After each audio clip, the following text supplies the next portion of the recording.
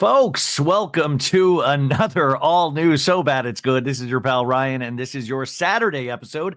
We're doing a Real Housewives of Orange County season 8, season 18, episode 2 of the reunion.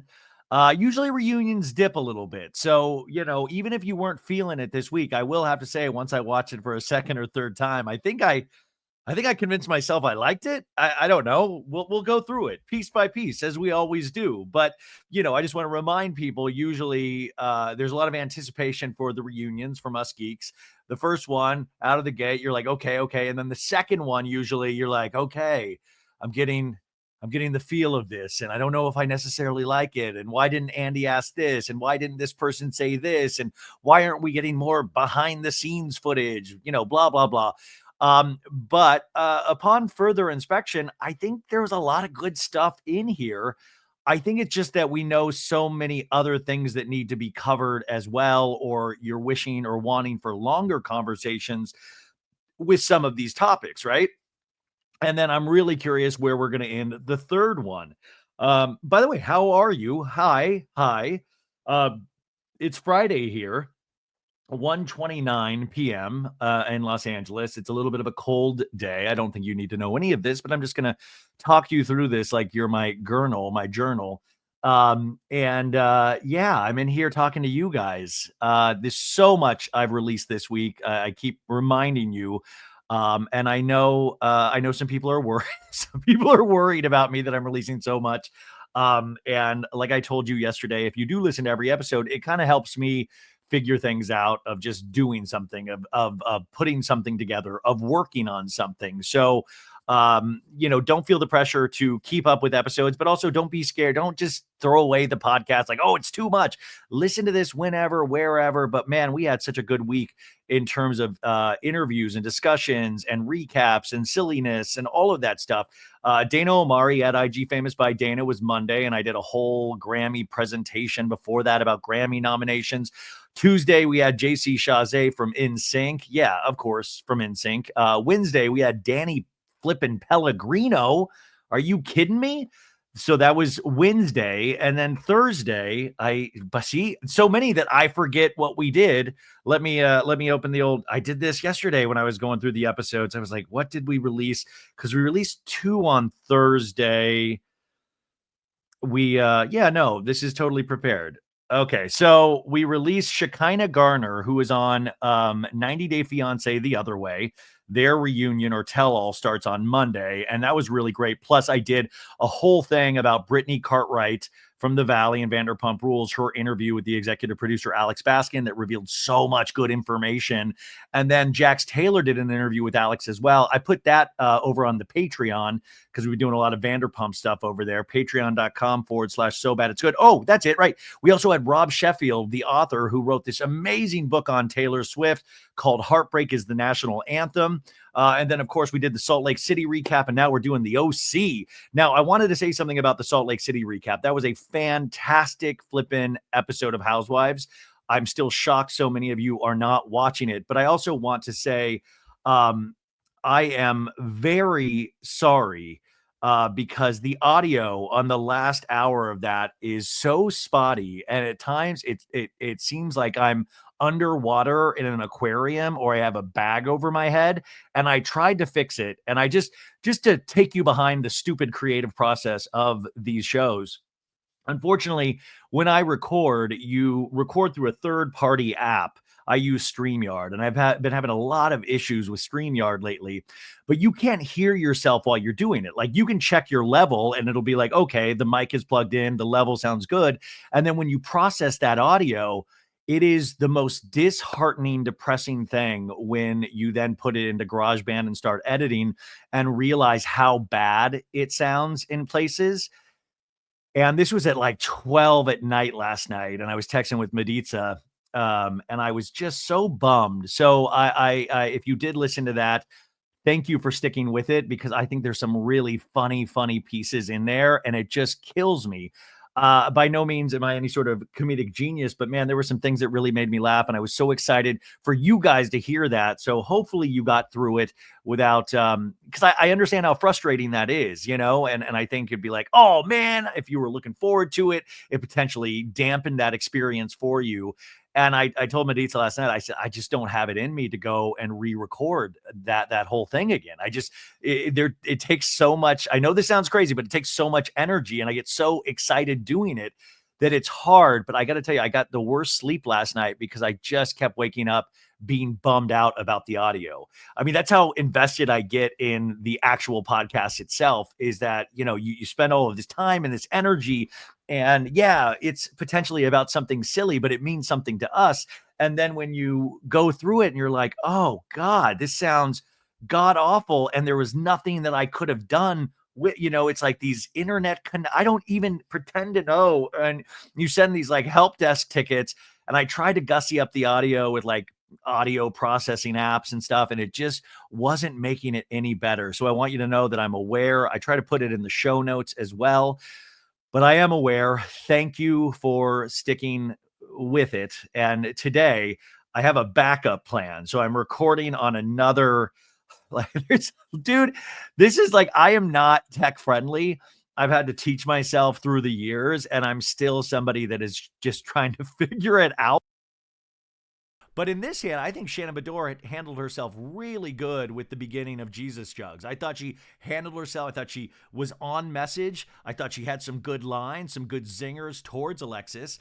And I'm so happy. Like, it's like, I'm so happy. Like, I didn't get the sense Shannon had a little nip or two, a little whiskey before she did it. Like, I didn't feel like she had like any kind of liquid courage, which was great. I felt like she stayed on message, kind of not as good as Jen Pedranti coming at Tamra Judge in the London episode, but pretty dang good. I thought she would get way more flustered. So those are the little moments you watch in these where you're like proud for the character that you kind of root for that season. And remember, we always tell ourselves these seasons, you root for somebody, next season you might not root for them. There's a lot of change, a lot of fluctuation in any sort of reality show, and especially Housewives show. And I think that's what makes it exciting, right? Because we got a bunch of ladies on there, and I have different feelings about all of them. Like I said, I keep saying I thought Gina had a fantastic season this season. That's my personal feeling. I thought Emily had a really decent season, and I think she's losing it a little in the reunion. I do love, and we see the preview for next week with Emily, her trigger is very interesting. So the thing that makes her sad is body image, right? That's something that is very personal and emotional for Emily. But her trigger is, if you say something about her smarts, her brain power, she will fucking launch at you. That's a real trigger for Emily, and I appreciate it because I think Emily knows without a shadow of a doubt that she's smart. She believes in herself. She believes in her brain. And so if you fucking attack Emily on that, she will eat you up and chew on your bones. So we see that next week when Alexis says something about like dumb, and she's like, you're the dumbest fucking person that's ever lived. And like, I mean, she like literally like activates. And there's that trigger. We all have that trigger. Each one of us has that trigger. And I was trying to think about mine. Like, what is the thing that, like I have a lot of insecure triggers, but I was trying to think of the trigger that gets me angry. And I was like, oh, is it when they talk about podcasts on Real Housewives shows? Like, is that my trigger? Because like, or when they do a murder mystery party or a rage room at a Housewives event or an axe throwing place, I'm like, I get so angry. I'm still thinking about Lisa Barlow not wanting to fly home from Palm Springs to Salt Lake City because there was no first class seats left. Like, oh my God, I'm in 19C. Can you believe it? I haven't flown coach since college. And like I said in the recap yesterday, and I've said all season, is Lisa Barlow is one of my favorite housewives, yet I never agree with any of her moves or actions because I could never make those same moves or actions. But I think that's sometimes the exciting thing about Housewives is you like the person that is so polar opposite of you, even if you don't agree with them. And I think that's the thing that draws us to these shows is, yeah, we want the reliable narrators. We need one or two of them, but we also want batshit crazy. But you can only go batshit, the audience will only allow you batshit crazy up to a point. We turned on Ramona Singer at a point as well. I just want to remind people, like, you're celebrated for it one year, you're destroyed for it the next year. So Lisa Barlow, I think, will be an interesting one to watch in future seasons because she gets herself in a lot of trouble with her mouth and her actions, but at the same time, that's what you want. It makes it exciting. It makes it funny because you're like, in what world would I ever fucking like turn down a coach seat to go home to my son and instead go to LA, spend an extra day, all of this money just so I can say I flew first class? Like, that is wild. I could never imagine it, but that's exciting. You're like, yeah, I'm seeing something different. I'm seeing something new, something I've never, ever imagined in a million years. Also, I keep thinking about Todd and Bronwyn from Salt Lake. I'm nervous. I was watching the previews for next week. They released the first 6 minutes, and Todd has a discussion with Bronwyn saying that he didn't really kind of like her behavior or what the other ladies inspired in her, because, you know, he saw her, I saw you yelling in the jacuzzi.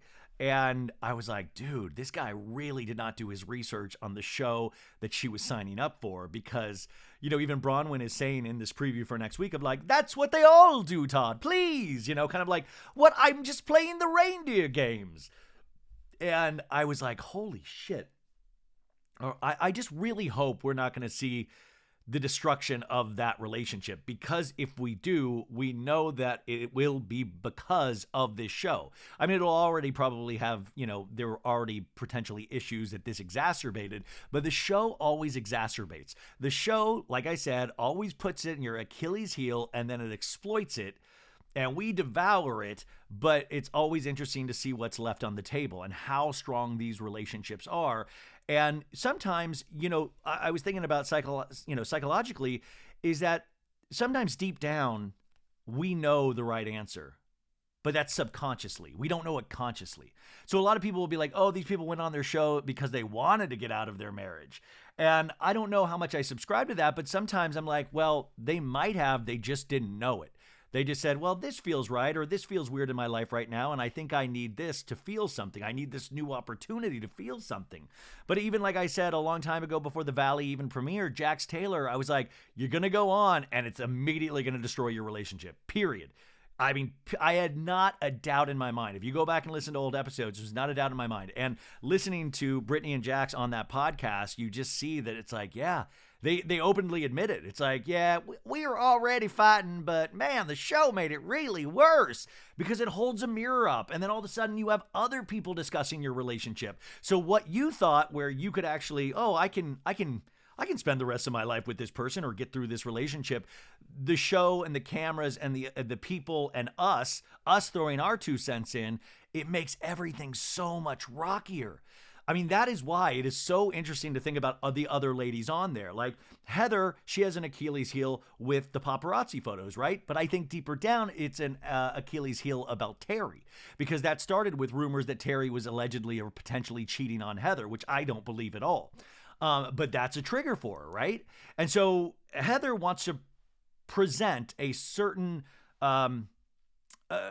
gravitas with their relationship. Like, we are a cut above. And that's why those hot mic moments that we had this season with the OC was so interesting, because it was even like, Terry, do not come at me when the cameras are on. How dare you speak it? You know, it was like a hot mic moment, but it was so revealing. And in certain ways, it kind of made me love Heather a little bit, because you just realize, oh, they have a relationship like any of us have a relationship. You have your good days, your great days, your not so good days, your boring days, and your really bad days, right? So it made her more real to me, which is so interesting that I feel like sometimes she's scared to be real. Heather Dubrow, this episode, another person, the reunions aren't making her look great. You know, the annoyance level on her face, especially in the second part, I'm just like, why is this so rattling to you? I understand it's so annoying, but it's like a gnat. Just brush it off. Why are you this invested? And I guess we want Housewives invested, but I just thought a lot of this would be laughing it off. Like, I can comment on other people's things, but I'm fine. And she just seems so annoyed, and I still don't understand completely why. The other person I keep thinking about, obviously, is Tamra. Because Tamra, there's a line in here with Jen Pedranti saying about her first relationship with Simon, and was she ever unfaithful on Simon? Which we got to bring up Freddie Mellencamp today as well. There's a lot of developments, and since Freddie Mellencamp was a little piece of the Traitors episode this season on Orange County, I guess she's fair game to talk about. But I'll try to talk about it in a respectful way. But Tamra's interesting as well because we see Eddie in these, but Eddie doesn't participate in the way that, like, say, a Jersey house husband would, or even a Salt Lake house husband. Proof, biatch! Seth. Proof, biatch! I cannot stop thinking about him screaming at Whitney. Proof, biatch! Ugh. Anyways, Tamra's able to keep a clamp down on her personal relationship. Like, she's able to get into it with all these other housewives, make assumptions, spread kind of gossipy things. But when it comes to her own relationship, do we really know the first thing about her and Eddie? It's surface level. And I think that is probably makes their relationship more successful than a lot of the other. Like, we don't even know if Eddie has huge balls like Travis. Travis has got huge balls. Oh. Yeah, it's like the Macy's Thanksgiving Day parade floats, but just Travis's balls. Like, we know that about Travis. We know these personal details, but we know, like, Eddie had a gym, Cut Fitness, Eddie, the most we knew Eddie was back in the day when they were doing the hippity dippity and the bathtub moment with the candles, one of the first seasons with Eddie. And that's all I needed to know, to tell you the truth. But it is interesting, the people that really kind of get in there or their relationships have a magnifying glass, and the others that are kind of pushing storyline. And it's usually not, it's not their own personal relationships. And I think it's an interesting way, if I think about it, and I don't think Tamra probably thinks about it this way, but I do think it's an interesting way to control the narrative of your own life by just getting into it and revealing things about other people. So you get control, or you keep control of who you go home with every night. Oh my God, my hair looks insane again today. You know what I'm saying? So I think there is something interesting to look at in regards to everything that we're seeing and talking about, but also the things that we're not seeing or talking about. And you see, like, man, these shows really can break up relationships. They really, really can. So you always have to go like, wow, who are the ones that have insulated themselves and protected themselves in a way? Like, you think Kathy Hilton would ever agree to go on Beverly Hills and then her relationship with Rick Hilton gets destroyed? No! I mean, we saw the most we saw Rick Hilton was on I Love Paris, the Paris Hilton reality show on Peacock. Like, we saw Rick in bits and pieces. He doesn't like wander through a scene in Real Housewives of Beverly Hills of like, get me a Kimosabi hat while you're there, Kyle. Which, by the way, Real Housewives of Beverly Hills premieres on Tuesday. We're going to be overloaded with housewives next week, folks. Premiere of Beverly Hills. OC finale, then OC will be done. So next week that'll be over. And then Salt Lake, new episode. Oh, and it just got in my inbox, the new Southern Charm episode for the new season. So I'm going to try to watch that tonight, or I might not. Maybe I'm just, because tomorrow I don't have to podcast at all. And I think I just need to decompress from anything Bravo related, but we'll see if I can hold true to that. Also, another, God, I'm sorry to keep hitting you with things, guys. I'm on today's episode of Shenanigans with Sheena Shea. We recorded this on Monday. I wish we had just recorded it yesterday because there's so much that has happened in the Vanderpump universe in the last 4 days. So I don't know. It's, we did this on Monday and there are so many things that have happened in the last 4 days, but go check it out. Leave a nice comment on the Instagram post. I hope it's good. A couple people have reached out, said they enjoyed it. So I hope it was, I hope I did you guys proud. And also, Jeff Lewis Live, I'll be on Tuesday's episode with Mercedes, and he does like these 30-minute podcasts, which are like little pieces of his episodes. He does that on all podcasting platforms you can get for free if you don't have Sirius. And I just saw that he released me and Justin Martindale, which was the day after the election last week. And it's only 30 minutes, I noticed, and the actual show was like 54 minutes, so I'm not sure what they cut, what they left in. But if you want a taste of what that show is about, it's over there on the podcast. I hope you enjoy it. But should we start the journey? Shall we start is everybody buckled in? You know what? Let's have a good time. Let's be silly. Let's try to be up. Like I said, I'm just still smacking myself about the audio from Salt Lake, so I'm going to try to get through that and just provide some insane content for you right now, okay? Do you have your drink? Do you have your snack? Are the kids there? Bring the kids in. Remember, family show. This is a family show. I want kids to learn from these ladies and their mistakes. If we can just, the children are our future. Teach them well and let them lead the way, as Miss Whitney Houston would say. Okay, we are turning on Ryan. Here we go, here we go, in a world of pure imagination. Okay, so we start the reunion. This is reunion part 2, uncensored, folks. Uncensored on Peacock, and that means you get to hear all the beep, which is actually fuck, or beep, which is actually shit, or beep, which is actually biatch. And it's very exciting to hear Shannon Bedore curse. I think that it's worth the price of admission. So we start off with Andy's voiceover. Tonight, the reunion continues. And we just see like little clips and like little snippets of what we're about to see. Andy's talking like, Shannon took everyone on a trip to London. And Shannon going, such bad turbulence. And Heather going, I was holding Katie's hand. That's how bad it was. Oh my goodness. Everybody's laughing. Jen goes, hell was freezing over. Andy says, Tamra, Ryan recently served you with a cease and desist letter. Not me, Ryan. Ryan Boyajian, Jen Pedrante's fiance. And then Tamra says, when everyone tells you you're dead, it's time to lie down. Tamra, you are told you're dead usually once every season, but you keep rising from the dead like some Walking Dead zombie. And then we have a scene with Gina going, my kids are scared. My kids are scared. And I don't think it'll ever get better. And I think that's obviously in regards to Travis's ex. So we get that this episode. And then Heather going, I don't know what I have done to you. Did I run over your cat? And Katie very calmly says, I don't have a cat. And Gina gives a, huh. And then Tamra backstage telling Alexis, try not to be John's voice. And then we see Alexis on stage coming at Shannon saying, you have a really strange relationship with the truth.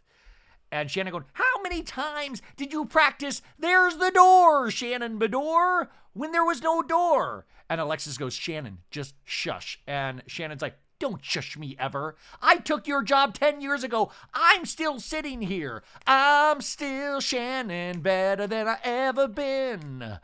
Drinking a vodka soda, but being responsible with it. I'm still Shannon, don't have John J. weighing me down cause he's fucking Jesus J. I'm still Shannon. What? And then Alexis says, I've been on TV for 15 years, Shannon. And then Shannon goes, oh, you're a TV star. And everybody's laughing. And Gina goes, ho! Little Michael Jackson, ho! Okay, so that was our little tease for the episode. And we pick up right where we left off. And Shannon is like mid-sentence going, Emily, if she's saying that the only part that Ryan had in his name was on the account. And Emily goes, but that's opposite of everything I've read. I'm a lawyer.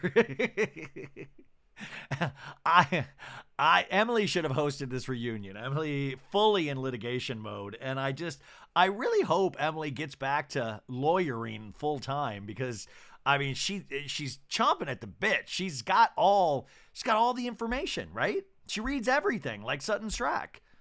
So Emily says, look, at the end of the day, I would have just more respect for you and Ryan if you just said to me, you know what? He's made some bad choices, but he's going to be on the straight and narrow. Okay, so I don't owe you that because he hasn't. And then Emily immediately like, you always do this. And Jen's like, I don't always do this. And Emily's like, yes, you do. You do this Tammy Wynette thing. You're going to stand by your man. And sometimes you just need to be accountable. And she's like, I'm very accountable. And then Emily throws it to Katie. Like, I'm going to call a new witness now. Yeah, it's Katie's turn. Katie, you said that your husband, Matt, at her engagement party. And Katie goes, he was worried. He was worried. Emily continues, sat in the corner the entire time because he didn't want to be around those guys. And we flash back to Matt at that party when Matt also, that was when, he bumped into Shannon Bedore and had that awkward interaction. So we flash back to this party, and Matt's telling Katie, I spent the last 3 hours hiding out back here, because he's saying he was hiding out from Ryan and his business partners. And Katie goes, I wish I could have spent 3 hours hiding, but I have to work. I have to put bread on this table. So Katie's like, well, Matt works in golf and he doesn't want to be around that. He doesn't want to be around that. And Jen says, I didn't know that. And then Andy continues, Katie, as you've gotten closer to Jen and Ryan, do you believe he was involved in any wrongdoing? And Katie goes, I don't actually. He explained it at length. And Jen turns to Katie, you can be totally honest. And Katie's like, I know. He explained it at length to Matt and I. At this point, I feel like we should get Matt out and just have Matt explain it. Let's have different people come out and explain exactly what went down with Ryan. Because the clip we saw of Emily talking this through with Ryan at Matt and Katie's dinner, he seemed a little like, I don't know. It seemed a lot of up in the air. Now, I will say, I love Jen Pedranti. I think she had a fantastic season, but I think what makes good Housewives is you can be fantastic and you have another element of your life that is a little bit of a mystery, a little bit up in the air. And Ryan, even if you just want to say by association, got himself wrapped up in some bad stuff, obviously. So the FBI doesn't just usually do things for fun, but I do think a Housewives department that focused just on Housewives would be a lot of fun. I was talking about that with Emily D. Baker last Friday. Man, I would volunteer time. I would just be like, yeah, can I just come in and just hang around the office and watch Housewives and just give you what I think seems a little hinky, as Heather Dubrow would say.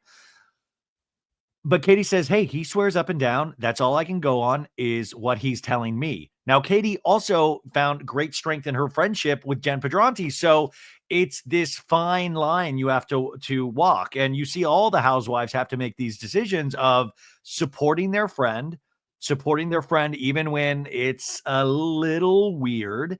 And listen, she is right. You can only go by what a person is telling you, right?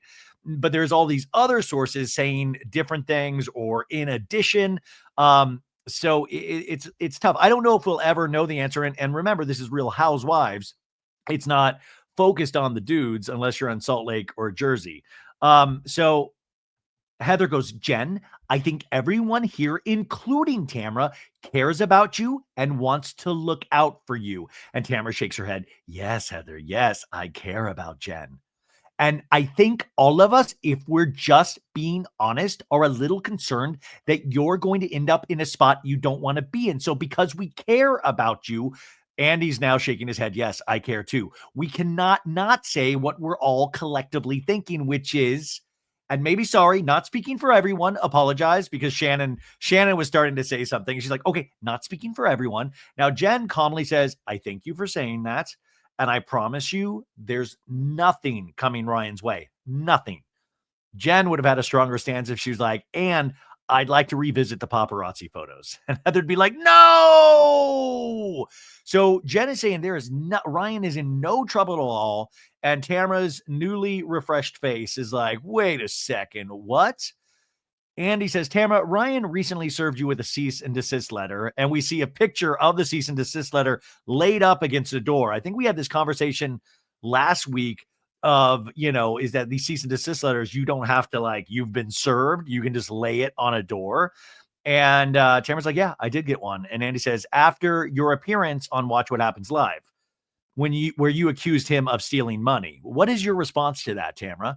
And Tamara's like, well, I was doing press earlier in the day. I was one of those people she was doing press with earlier in the day. And Tamara says, and they brought up the fact that Ryan was saying that Eddie was unemployed. He wasn't a dude, all these things.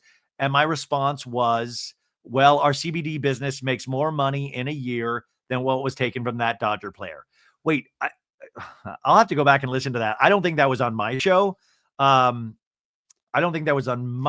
think we talked about it, but also I was so confused. I think if I something I had asked Tamara after we had recorded was what were they, what was what was all the stuff they were trying to come at Eddie with? And she just said, I think like gay rumors or stuff.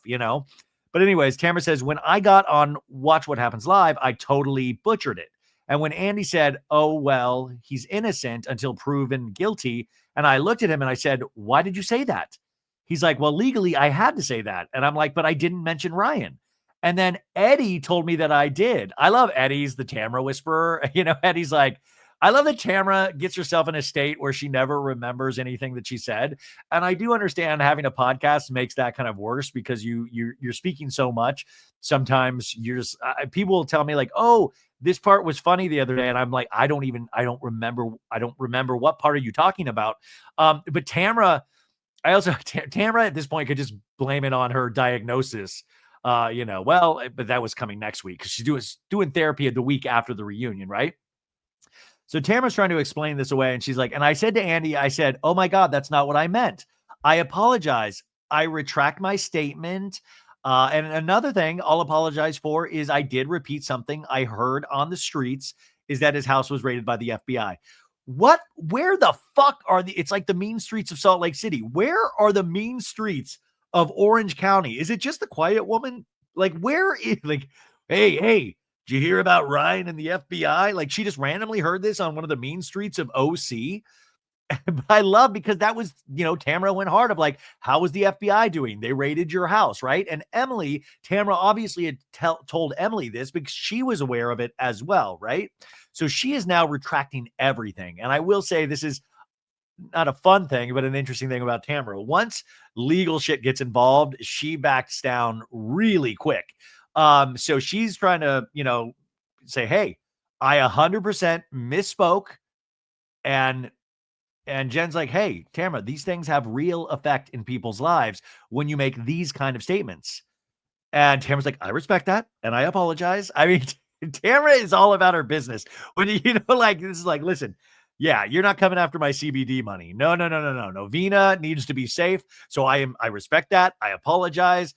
And in some ways, like, I love Shannon at the end because Alexis is like, yo, she's like, I won. And you're like, you still had to pay all this money for legal fees. And Shannon was like, but I wasn't wrong.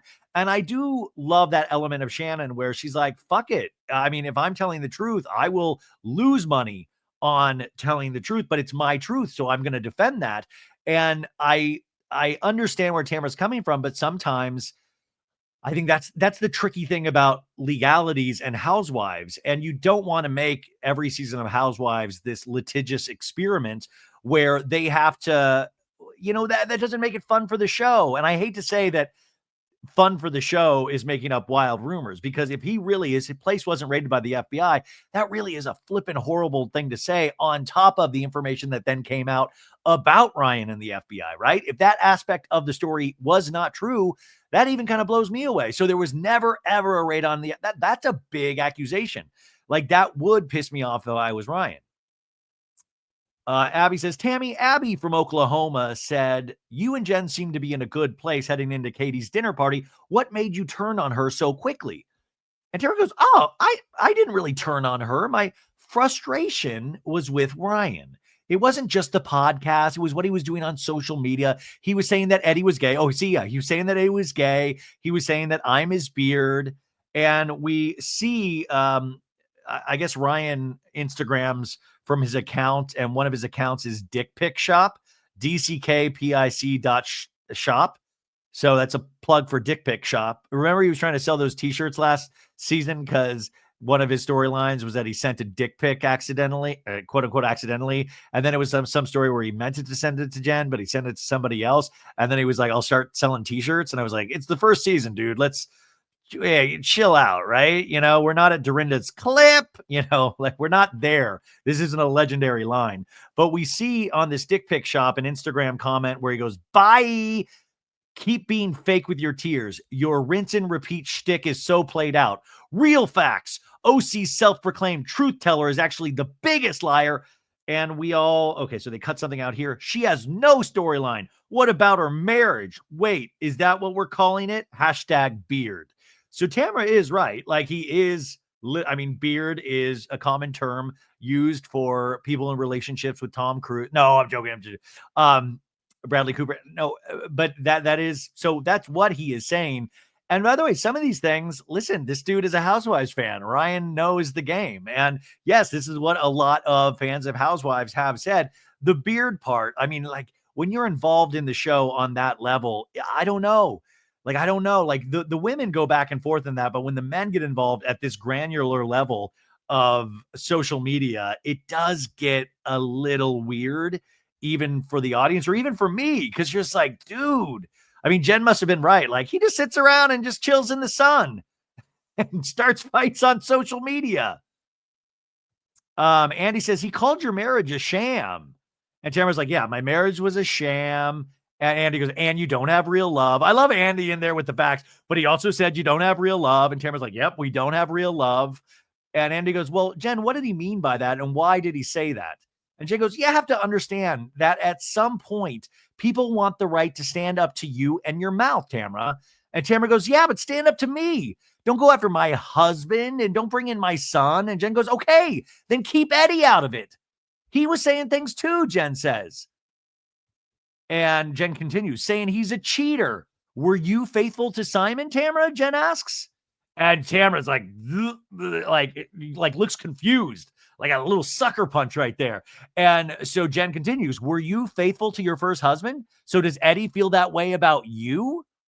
This is what I'm telling you. Like this Tammy Wynette stand by your man thing. I mean, I can see where Emily says that, but there's a lot more going on with Jen. And when Jen, like there's two wolves in Jen, right? There's the wolf that just woke up out of carbonite freezing from the last 40 years and doesn't know how to pay bills and doesn't know how to like just do basic things. But then there's the Jen that's completely locked in, can speak really succinctly, has like is completely on message, makes good points about other housewives with their relationships, but she doesn't actually bring it to the table. She only brings it to the table when the fight has been brought to her door. And I think that is so fascinating, right? So like with Salt Lake City, when we talk about it, we laugh a lot because it's so silly. OC, you think about it on a different level. And I'm not saying, I mean, there's just a more realistic bent or a darkness to OC, but it's not, I wouldn't necessarily call it funny anymore. You know, like there's funny elements, but Salt Lake City to me is a complete comedy of a housewife show. And that brings up an interesting point. You know, did Tamra cheat on Simon, her first husband? And that is a valid question. Does Eddie feel that way about you then? And I don't think Tamara knows how to respond to this. But Tamara goes, no, he doesn't feel that way about me. But that's not the point. And Jen goes, okay. Okay. And Tamara's like, he never said that. And Jen's like, so you can be changed, but Ryan can't? Jen makes a very solid point. You can be changed, but Ryan can't. And Tamara, I think, is trying to catch up to things. She's like, all Eddie did. But Jen, no, Jen, you're twisting this. And Jen's like, I am not twisting this. And Jen just not frazzled at all. I am not twisting this. I mean, there is nothing that frazzles people more than when somebody's in an engagement with you and they're not frazzled. You're like, how are you this calm? Help, help. And then Tamara's like, Eddie doesn't even get involved in the show stuff. And Jen's like, he does. And he's like, okay, Katie, what was your reaction? Let's get back to Katie. Katie, what was your reaction to Tamra that night at your dinner? And Katie's like, well, she was emotional, I think. It was the first time that Ryan and Eddie were seeing each other since all that happened with the podcast. I think there was a lot of emotions. And Tamra goes, I was plastered. I was plastered. Now, Tamra could have blamed Matt. Tamra, like Matt Matt slipped me a Mickey.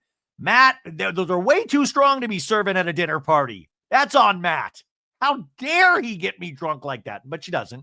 She says, I was plastered. Like, I don't even remember the next day, Tamara says. And I just said, I don't ever want to do that again. And then Jen, another hit right here. She goes, hey, where did Eddie sleep that night? And Katie opens her mouth like, zoinks. And Tamara's like, where did he sleep? In my bed? I love this question mark. In my bed? And Jen goes, did he? Not what I heard. And Tamara's like, I think, I don't know. And Andy's like, Andy's like, what'd you hear? And Jen goes, I heard he slept in the casita. and he wouldn't even sleep with you that night. The editors missed out on a reaction shot of Gina right now, because I would have loved to have seen Gina's face when the word casita was mentioned. Like, oh, I'm triggered. That's casita. Gina's my trigger. So Jen has information that's saying he slept in the casita. He wouldn't even sleep with Tamra that night. And Tamra's like confused. She's like, my daughter lives in the casita. See, I'm confused about that as well, because we saw two scenes. We saw two scenes during the season with her daughter, and it looked like in her daughter's bedroom that wasn't the casita. So maybe the daughter moved into the casita at some point by the filming of this. But the scenes with the daughter when she was working on her music that Tamra loved, and one of the scenes when they were about ready to go out, I think, and meet Katie and her daughter, that seemed to be in a different bedroom that wasn't the casita. I could be wrong. It's just what I'm noticing on the show, right? But I think that's interesting. I think Tamra did not expect this, so potentially she's grasping at straws. Like, this can't be true, because the casita, my daughter sleeps in the casita. Eddie can't. The bed was taken. Not thinking that there are other places that Eddie could sleep if he wanted to, right? So I love that we're fighting about where Eddie slept that night. A solid question. Okay, so Tamra is just Jen is very calmly dismantling a lot of things about Tamra, bringing up some really good points. And I will say, this is very interesting, because how many times, if you guys listen to the show, have I said Tamra needs to really kind of, if she really wants to shock people, don't fly off the handle. Don't fly off the handle. So I think she's rattled, but I will say Tamra is not flying off the handle like she usually does. She's keeping it at this point kind of calm, cool, and collected. And because a lot of things are being thrown at Tamra right now. And back in the day, Tamra would be like, that's my opinion. And I can't tell if it's the cease and desist, or if she's just thinking like this is a good move to just stay calm. And Eddie's told me to stay calm. What do you guys think? What do you think it is? But it is good to, I guess it's interesting to see Tamra kind of just take it because she's not a person that just kind of takes it a lot. So it is interesting. So Jen goes, well, Eddie, he didn't sleep with you. He slept somewhere else. And Tamara's like, I don't remember. I don't recall. And then Gina goes, well, I was over there the next day, and I think you said that. So does that mean that Gina gave Jen Pedranti this information? And then we flash back to a scene that we never saw that was filmed, where Gina is being led to the casita, and Tamara's like, this is the casita. And Gina's like, oh, don't say casita. She's like, oh, this is lovely. And we see the casita. The casita doesn't look like the daughter's bedroom, and it doesn't look like the daughter's set up in the casita at all. But Tamra in the scene going, that casita is so cozy. Gina, I almost had to live in it for the other night. And Gina's like, why? And Tamra goes, Eddie was so mad. So back in the reunion, Jen Pedranti says, I would have slept somewhere else. And Tamra's like, honestly, I don't remember, but I guess he slept on the couch. I don't know. Like, it doesn't seem thrown by it, which is really interesting. Andy says, Jen, you and Tamra worked so hard on your friendship. Why didn't you let her show you proof that it was Shannon that initiated the background check on Ryan? And Jen's like, I didn't care at that point. I didn't care. It had just been so many times of Tamra saying she loves me, saying she's sorry, saying she wants to move forward with me. I know Shannon's part. The difference is I believe Shannon when she says, I'm sorry, I want to do better. She owns her part. And Emily points, and Emily's like, she owned it because I yelled at her outside. And Gina's like, we both did. Yeah, I yelled at her outside that restaurant in London. And so we flash back to another scene that we have not seen yet, where Emily is talking to Shannon going, you're just saying I'm defending myself, but in the process, you're fucking everybody else too. So Emily, we get to hear her say fucking if you're watching the Peacock version. Very exciting. And Shannon's like, I see your point. I absolutely do. So Emily taking credit for Shannon's behavior, which is great. And then Shannon goes, don't take credit for me taking responsibility for something. And Emily's like, Emily loves the point. She's like, you would have never apologized if I didn't say to you, you're just as guilty in this. And Gina's like, yeah, but if she saw it, and she's like, I would have said it on my own. I would have said that on my own. And I was like, okay, Shannon, you wouldn't have said that. And Tamara's like, oh my God. And Andy goes, it was difficult to watch. Yeah, no, I was able to watch it pretty easy. So, yeah, it went down smooth for me. Andy goes, I was just wondering, what was that like watching for you? And Tamra goes, horrible. And then we flash back to that London final meal where Shannon's like, you were the one that investigated. And Tamra got up like Angie Katsunavis in Salt Lake City and goes, bullshit. And Shannon goes, get your face the fuck away from me. We get to hear Shannon say the F word. Kids, if you're listening, this is not language. These are ladies that are more established. That's why they were able to use the fuck and shit word. Okay, guys? And Tamra's like, what are you going to do? Hit me? I love when Tamra will always do that. She'll take it a step too farther, like in the other London thing. Like, what, is going to put a hit on me? Like, she has some kind of like harm fetish. She's like, what is he going to do? Spill candle wax all over my nipples? Anyways, back in the reunion, Emily goes, well, it was horrible for us too. And Jen's like, yeah, we're the ones that are at the brunt of it. And Andy's like, I understand. And Tamara's like, I got on a plane, Andy, and I left. I got on a plane. I took my Colon Max. I had my 5 pairs of Spanx, and I left. And Andy goes, I know. Tamra, it seemed from the finale that you feel very vindicated. Are you gloating about this? And Tamra goes, no. I only did that in the last scene with the FBI hat, which I was like, check Tamra's makeup room, see if she brought the FBI hat. And Gina goes, well, I think you were gloating for a minute, Tamra. And Tamra goes, it was a joke. And Jen goes, it's not a joke. And Shannon's like, when all this is happening, it's not funny to put an FBI hat on and say, doesn't it feel good to be right? I mean, pretty much, I don't think it's ever funny to put an FBI hat on, to be honest with you. And we flash back to the finale where Tamra goes, I was right about Brooks and I'm right about Ryan. And Tamra goes, well, we will see. We will see. Very, very cryptic, like a Khloe Kardashian Instagram story. We will see. We will see. I just realized we're probably not going to see Vicky Gunvalson pop up in the reunion at all, right? I don't think she pops up in the trailer at the end. Anywho, just thinking about it. Jen goes, Tamra, like, when does it stop with you? Everybody feels like they'd rather be by your side than against you. And Tamra's like, oh, okay. So you guys are not my real friends. She turns to Emily and Heather, and Tamra's like, you're going to speak for everybody, Jen. And Heather goes, I do not feel that way. I do not feel that way. And Tamra's like, don't speak for other people. And after the reunion last year, Jen, me and Tamra had a talk, and I go, listen, we're friends. We're sisterhood of the traveling OC pants, okay?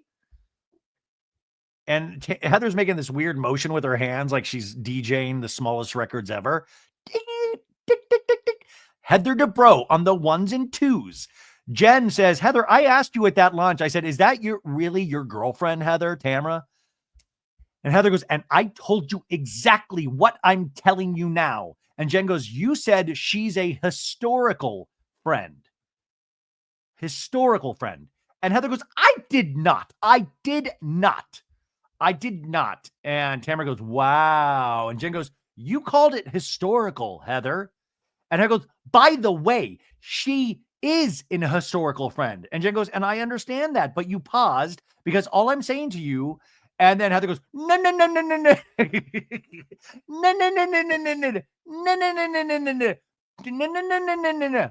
No, don't try to shit talk that. And Jen goes, I am not trying to shit talk that. You said that.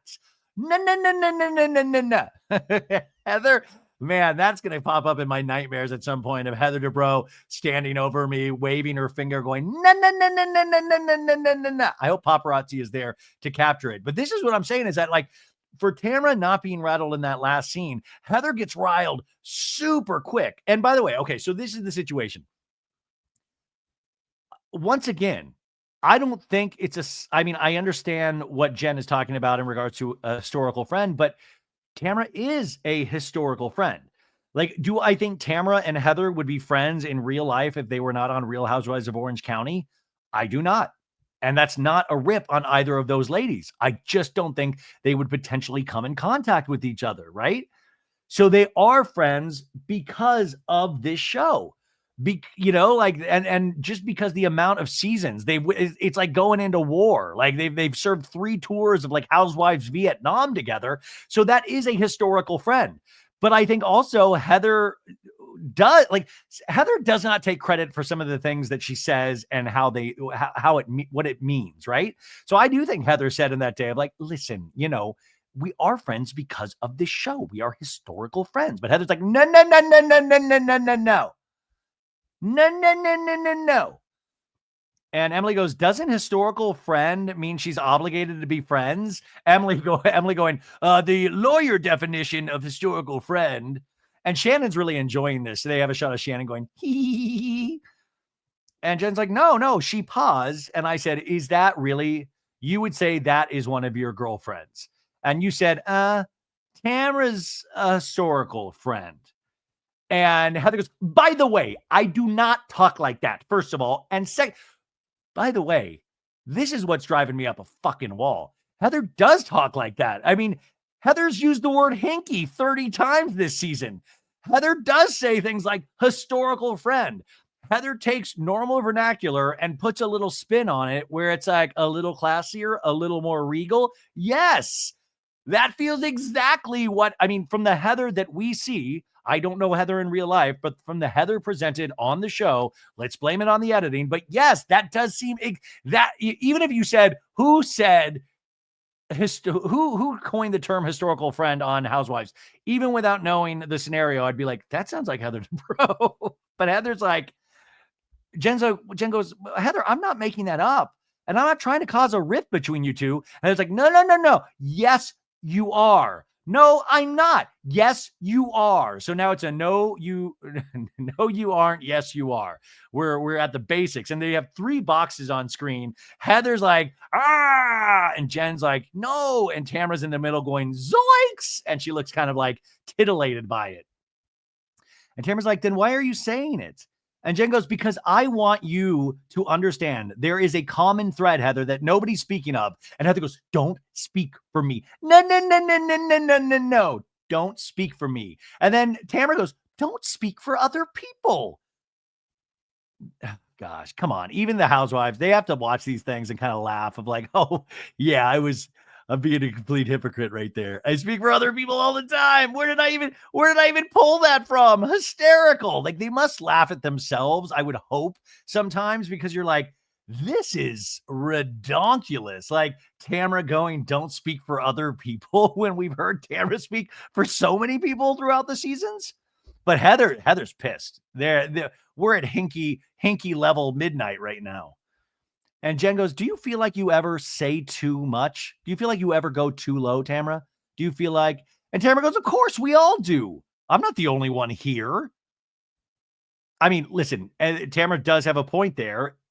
Tamra does take it to the extreme. Tamra, if there's like a baseline mean, like everybody at some point in Housewives is a baseline mean, but Tamra is the extreme mean, right? Tamra's the extreme mean. And through Tamra, we saw Jen, who's like in the middle of that like baseline mean there. She's not really that mean. Tamra's behavior made Jen Pedranti kind of turn mean in that one scene with Tamra, or really come out strong. That's what she inspires in others. And that's why I've always said Tamra looks at this as like a reality competition series. Like these are sparring partners. Tamra is an Olympian housewife and, she's like sparring with people. And that's why I think it'll be so interesting to see next season. I think at this point, Tamra would probably be going over in her head and really thinking at the end of the day that she really respects Jen, that she didn't think she had it in her either. And I think that will inspire Tamra to truly try to be friends with Jen, right? And Jen might like keep her at a distance, but I think Tamra will really want that friendship almost. So I predict that next season. But Shannon goes, Tamra, I think you take it lower. And Tamra goes, I probably do. Yeah. I mean, very, like I'm saying, very chill, very Xanax Tamra right now. And Gina goes, what I will say is, and Gina goes, hold on. And Gina goes, no, you are definitely fierce. And when we piss you off, Tamra, you throw venom. And Tamra's like, yep, I'm not going to deny that. And that is scary. It's scary. And then Andy goes, all right, well then don't be defensive when she's pointing it out, Tamra. And Tamra very calmly goes, no, but okay, right. So Tamra right there, if you look at the text, we're breaking down the text like Shakespeare. She goes, no, but about to defend herself. And then there's like, you can tell just a quick thought of, okay, this is no, but okay, right.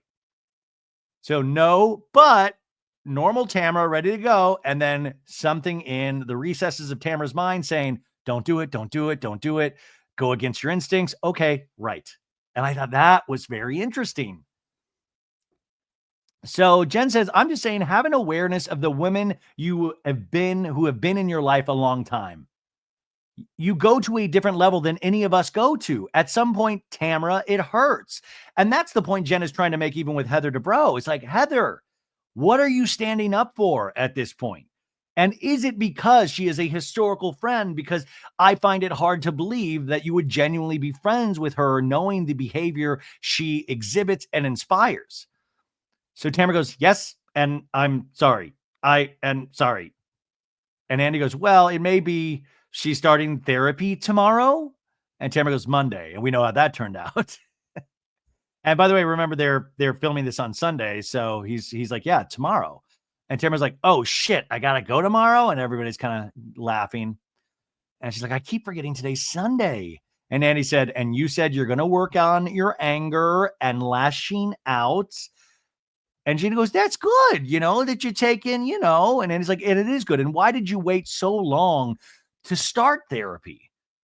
And Tamra kind of laughs. Emily laughs and goes, that's a valid question. And Andy goes, it is. And Tamra goes, when everyone tells you you're dead, it's time to lie down.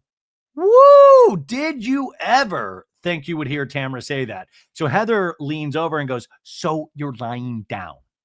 And Tamra goes, I'm lying down. No. And then Heather goes, well, you know what? I'm proud of you. And Jen rolls her eyes. As a historical friend, I am proud of you. But Jen is not going to be fooled again. I love it. And then Heather goes, everyone is allowed to evolve. And I think it's a really great first step. We're glad. And Emily goes, we're glad that at 55, is that how old you are? And Tamra goes, no, I'll take it though. What is she, like 58, right? She looks great for her age. And Emily's like, yeah, you're going to evolve. But this was also Jen's point too, is that Heather's saying everybody deserves a chance to evolve. What Jen is saying, even if the audience or these ladies don't agree with it, doesn't Ryan get that same chance? So where Heather is defending Tamra, why can't we potentially say that Ryan deserves that same chance? Oh my God. I just took a little break and I was scrolling Instagram and Lisa Barlow was putting up Wendy's sponsorship ads. And I love a good Wendy's burger and a Frosty with some fries. But are you telling Wendy's to me is like it's like the food version of a coach airplane ticket. Like you're going to bring Wendy's in first class. How are you? It's going to bug me all week that Lisa could not take a coach ticket. Come on. Wendy's is all, and I mean, that is the best possible compliment. Wendy's isn't for the first class people. It's for us. It's for us. Damn it. God, I love Lisa Barlow. I mean, just how does this person even exist? Okay. We come back from commercial and it's like, we're back with the Real Housewives of Orange County reunion. Well, when the Duchess of Corona Del Mar, Shannon laughs. All right, it's catching on. I love it. When she took everyone or almost everyone on a trip to London, we learned the English accents in this group. And Heather goes, oh, Gina. And then he's like, we're more butchered than a Sunday roast. And when these women weren't cutting up as tourists, they were sharpening their knives for each other. Watch. And we do a clip package of Shannon going, I would like to invite you guys to go to London. Whoa! And Heather going, traveling in this group brings out the best and the worst in all of us. We see like the plane ride, Emily brushing her teeth with Dr. Pepper, Shannon going top of the morning. Do they say top of the morning in England? No. And then Gina going sports of tea, crumpets. Who doesn't want to bend it like that gum? And the producer goes, oh my God, let's move on. Okay. And we see him do the boat ride in London that Heather really did not like at all. And we see a little clip, in the bottom left-hand corner of the screen. We see their reactions to the trip. Talking about going to like Mayfair Chippies. We have the scene where Shannon is giving herself an enema in the bathroom and going, I think I got it all up. Well, we haven't had a woman this brave with her bowel movement since Camille Grammer with her IBS journey in Beverly Hills, right? So they're all laughing at the clip package, and Andy goes, Katie, did you have any idea your trip to London would involve an enema? And Katie goes, no, but you know what? I'm here to help. And Andy goes, ha! And then Andy goes, Gina, what was Travis's reaction to you talking about his balls? And Gina's like, oh, it was his favorite thing. Poor Travis has been having a great year. And then we flash back to Gina in a car ride with the ladies going, that's why everybody just thinks he has a small dick, because his balls are enormous. Folks, I don't want to freak anybody out, but the weather in Los Angeles, it says partly cloudy with a chance of Travis's balls raining down on us. This poor Travis. And then we have another scene where she has like two like giant pomegranates with like a carrot, like so balls in a dick.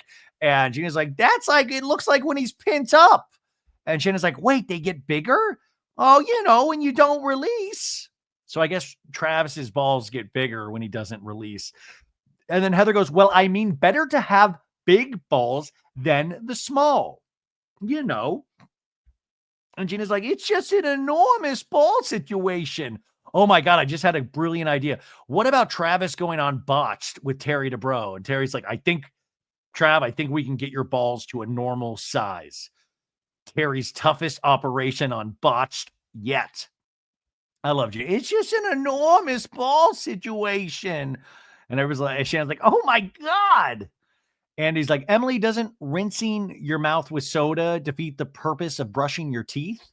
I feel like this is a show for children at times. Like this does teach good hygiene habits, maybe.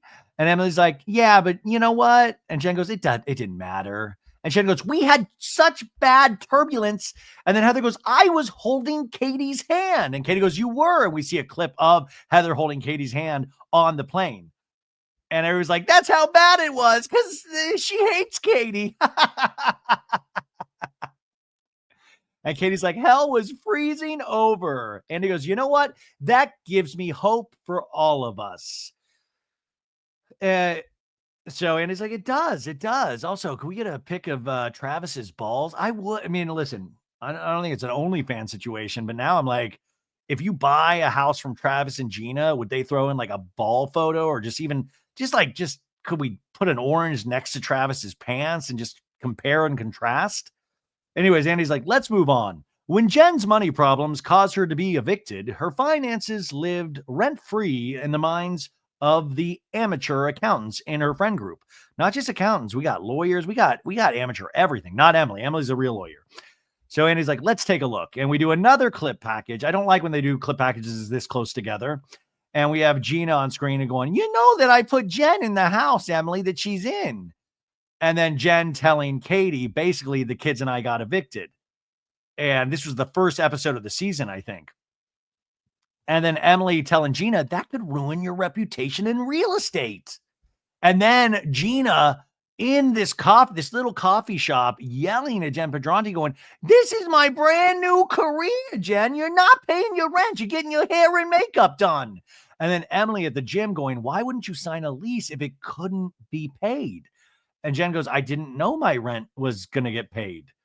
And then in another scene, Gina telling the ladies, I was at Neiman Marcus and Heather saw the dress that you were wearing, you know? And Emily goes, I wouldn't spend that kind of money if I couldn't pay rent. And then a scene where Jen is telling Gina, saying, Heather had to dial up Tamra and ask, how in the hell am I spending money on a dress? That's just so shady and low. And then Heather at the dinner scene in London going, you just told us, Jen, that you were only getting $6,000 a month, and I was worried about you. No, no, no, no, no, no, no, no, no. And Gina going, that's bullshit. In a talking head, Gina goes, she's not concerned about Jen. She's talking shit about Jen. And then Emily in a scene from earlier this season going, if you want to walk around with a Rolex on while you owe all of Orange County money, and Jen goes, I'm not selling my watch. I love my watch. And then Emily going, you're so fucking stupid. Emily with the pointer. And that's, by the way, this is espresso martini Emily talking. You're so fucking stupid. So fucking sell it and pay back some of your bills.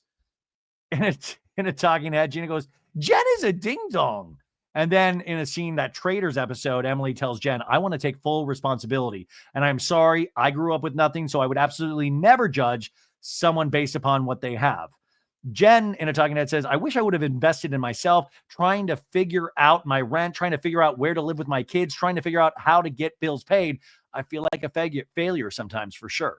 So that was an intense clip package, a lot of ups and downs. We come back to the reunion, and Andy goes, Emily, your anger was about what? You didn't get in your life? And Emily goes, I think it was a lot of things. Like Jen saying, well, my ex is supposed to pay. He's supposed to do it. My mom used to always say that when I was growing up. And I remember thinking, what about you? You're a woman. You can make money. And from an attorney perspective, this is becoming like Angie K and the Greek thing. Like, hey, fun fact. I just found out today, Emily is an attorney. No. Emily says, I disagree with signing a contract without really understanding where the money is going to come from. $12,000 a month is a lot of rent. And Jen goes, well, he was living in that home. So why in my mind would I think our rent's not going to be paid in the home that we're both nesting in with our children? It never even crossed my mind. But I'm not sitting in a place where I want to be like, oh, I just didn't know. I very much feel different. So that's interesting too. Like, he was living in that home at the time. I wish that point had been made a little earlier in the season as well. So there seems to be an answer for this. Andy says, what are you doing to get control of your finances?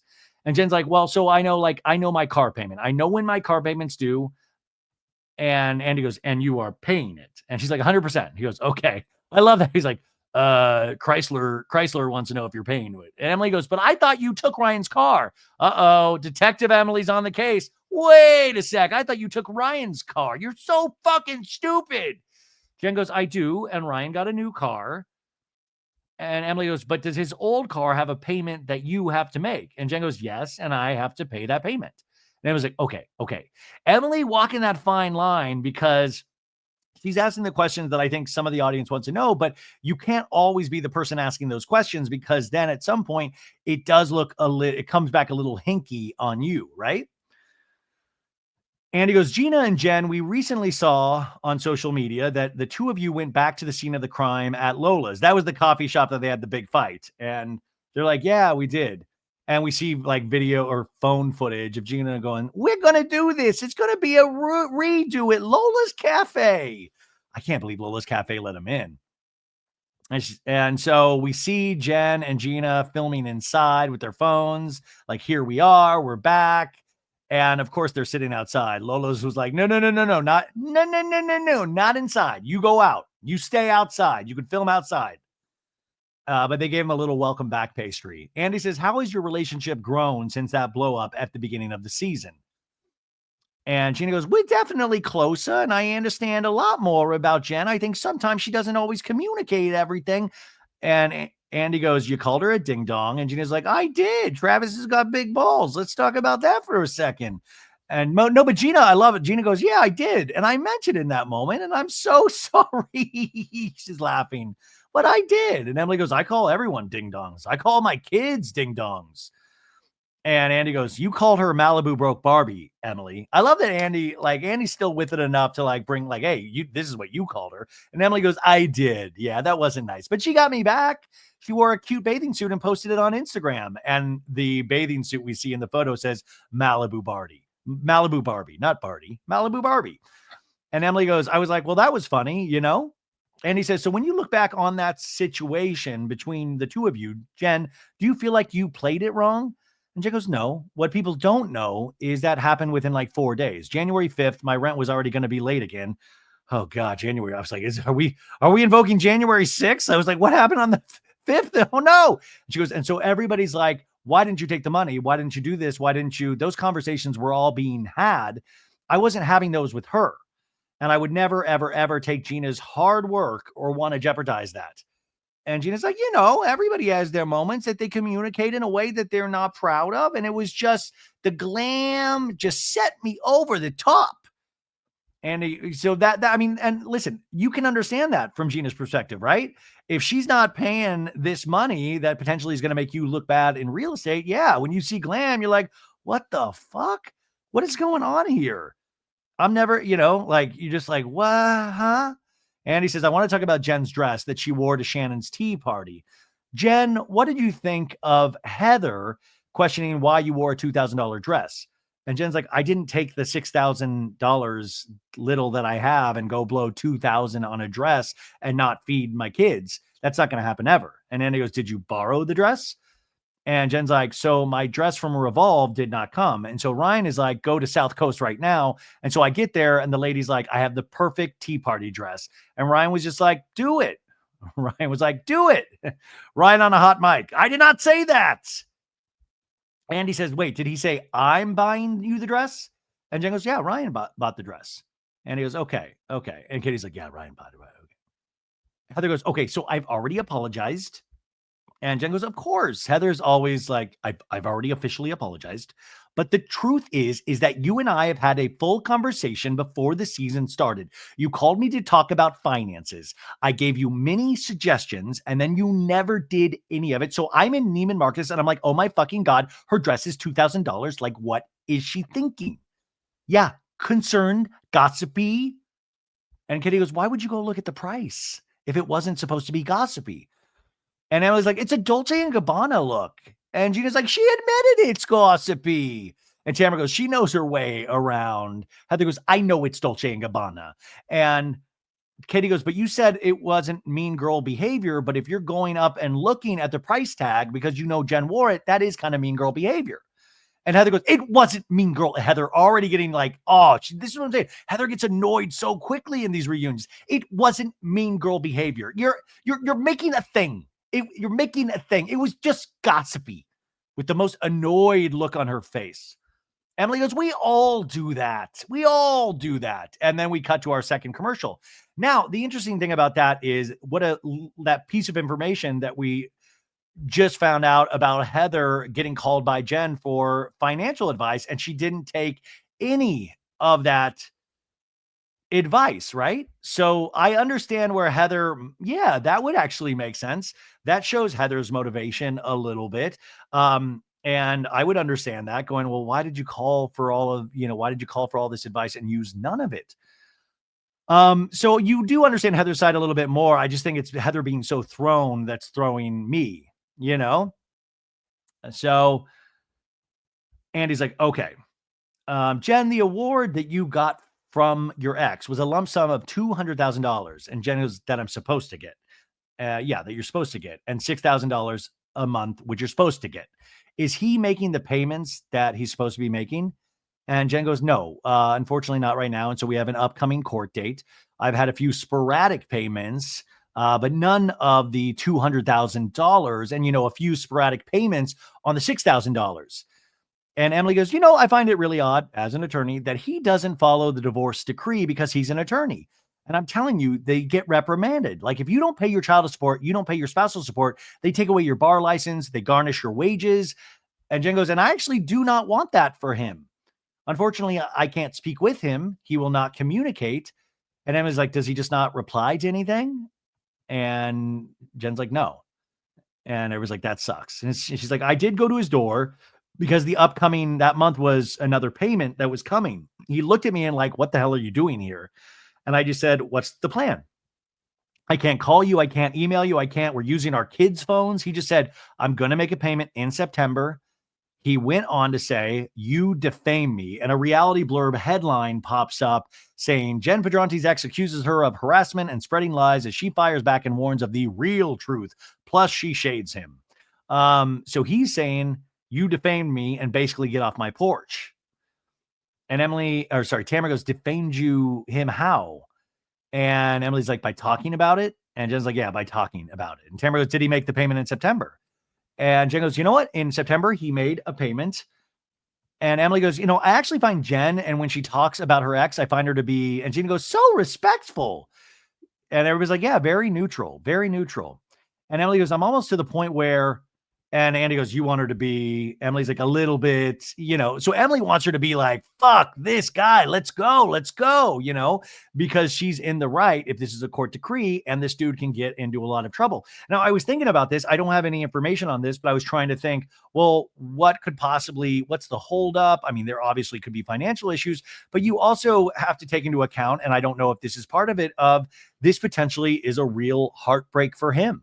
This is a failure in his life. A lot of people look at divorce as a failure, myself included. It can really weigh heavy on the mind, and it makes you make some really poor choices. And you have to also, even if a court's involved, you also have to, you can't eliminate the human element of it, of anger, sadness, all of these feelings wrapped up in this, and then a court decree on top of it.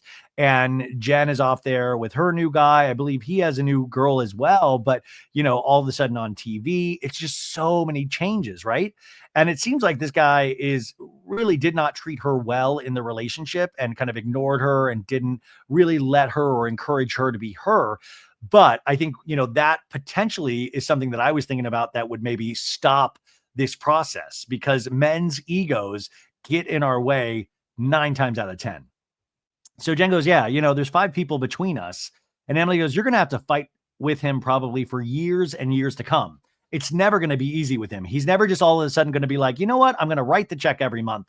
This is why I want you to take care of you, to build things for you. This is why. And Jen's like, this is why I want me to take care of me, and she's like, yeah, I want you to take your opportunities.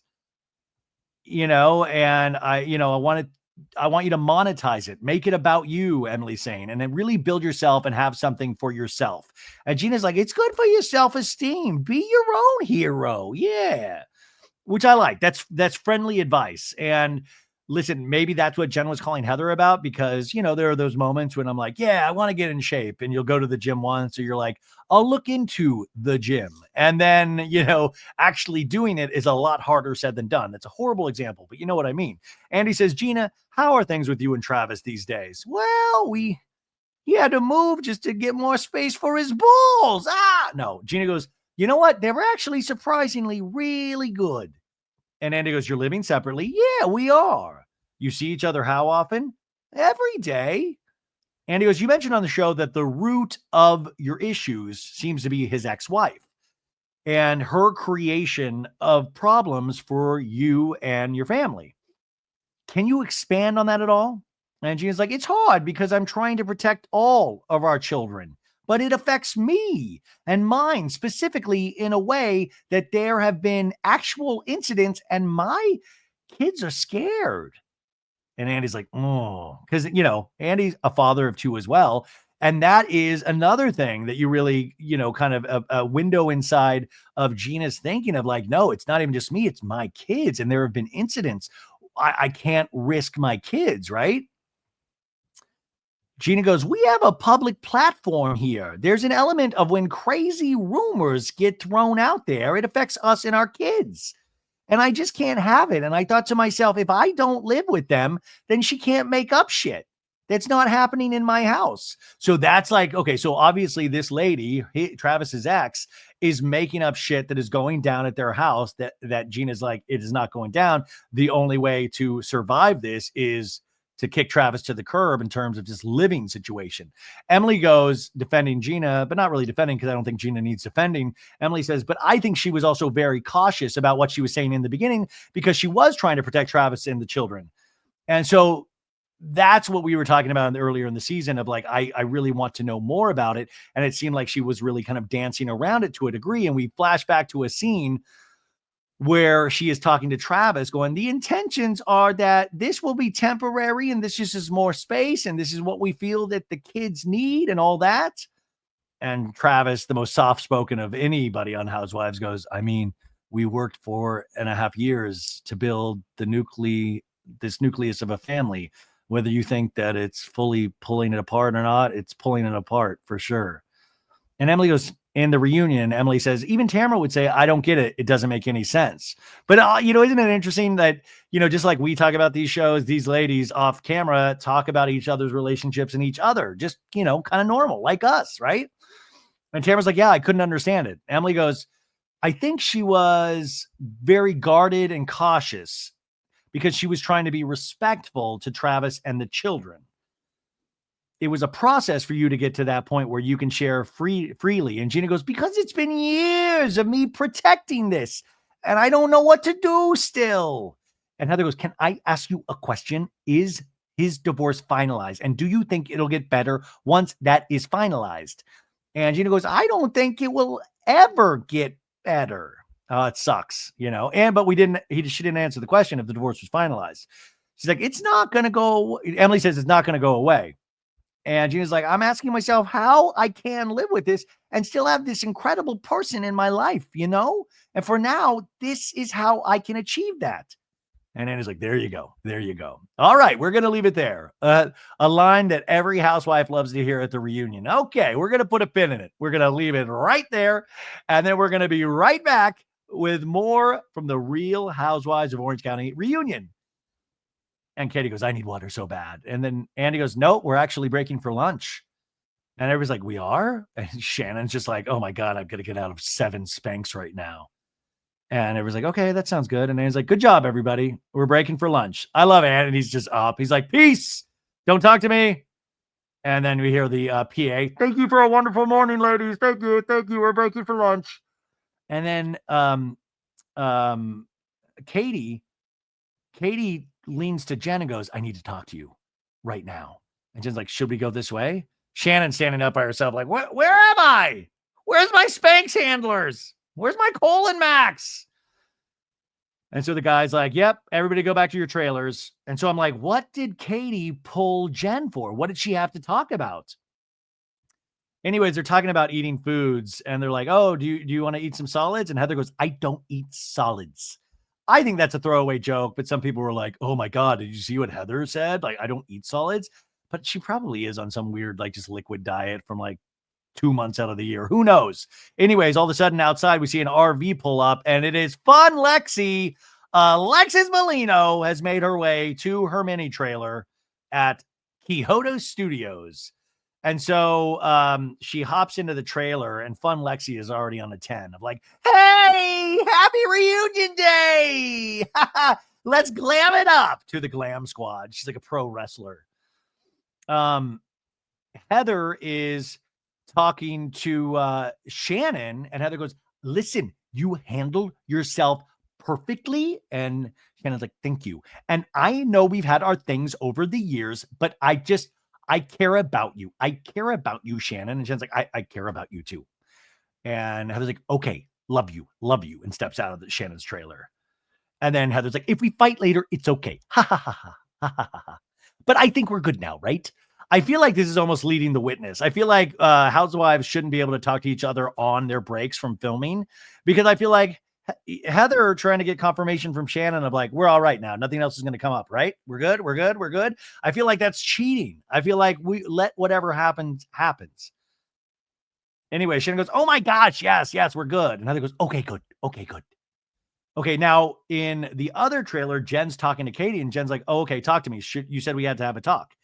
And Katie says, did that put you in a weird spot when I asked Heather that? Because I know you guys mended things, but I would never go check the price of somebody's dress. And Jen goes, no. And Katie's like, because I think it is a mean girl thing to do. And Jen goes, it is a mean girl. Now back in Gina's trailer with Emily, Gina's like, maybe Heather has been a mean girl in her life at some point, but not to Katie. And then back to Katie Janela, Katie goes, I just think it was very fake. She like, of course did that like, thing at me. And I'm like, but it is mean. It is mean. And Jen's like, yeah, when you take it to Tamra, you know what you're doing. Tamra's the mouthpiece. Tamra can't sit on anything. So interesting. I love, like, it is interesting the way they do talk about each other, of like, they really are aware of the roles that each other plays, you know? And then the Alexis's trailer, the door opens and Tamra's like, Alexis? And Alexis is like, yeah, yeah, yeah.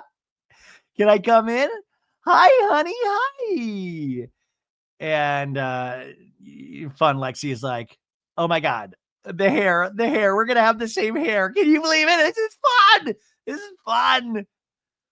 And then back to Jen's trailer. Jen's like, well, Katie, then we'll be quiet for a long time. Lexi is telling Tamra, honest to God, I don't want to fight. And I just want to go out and speak the truth. And Tamra goes, well, I think my biggest advice to you is try not to be John's voice. And then Lexi goes, I'm not going to bring him. She says it weird. She goes, I'm not going to bring him up. I'm not going to bring him up. By the way, we just had sex before we got here. I'm not going to bring him up. But they're going to continue with the lies, and I'm going to have to defend him because he doesn't have a voice. That's exactly what Tamra told you not to do. Like, what? Like, I speak for the unspoken. John is a mute. He's a little mute boy. More porridge, please. I am like, don't be John's mouthpiece. Well, I am John's mouthpiece. He doesn't have a voice. Like, come on, Alexis. Get with the program. Alexis says Shannon's had a voice for 4 years and he's kept quiet. This was never the John Jansen show. Never.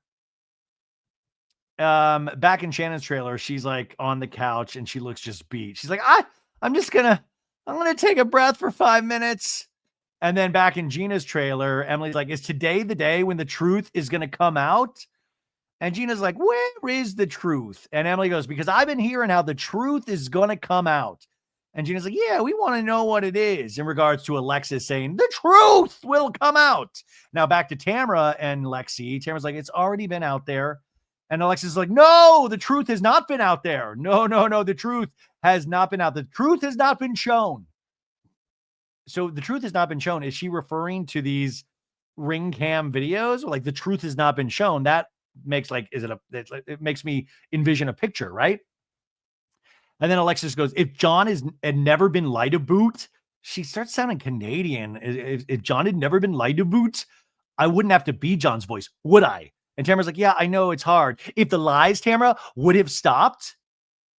Now back to Emily. Emily's like, well, they have to bring the lunatic out at some point. And Gina's like, are you going to let her out of her cage? Yeah. And Emily's making like rattling against a prison cage.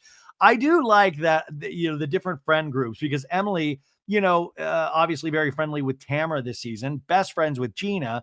But I love that Emily draws a line at Alexis. Emily's like, nope, not going there.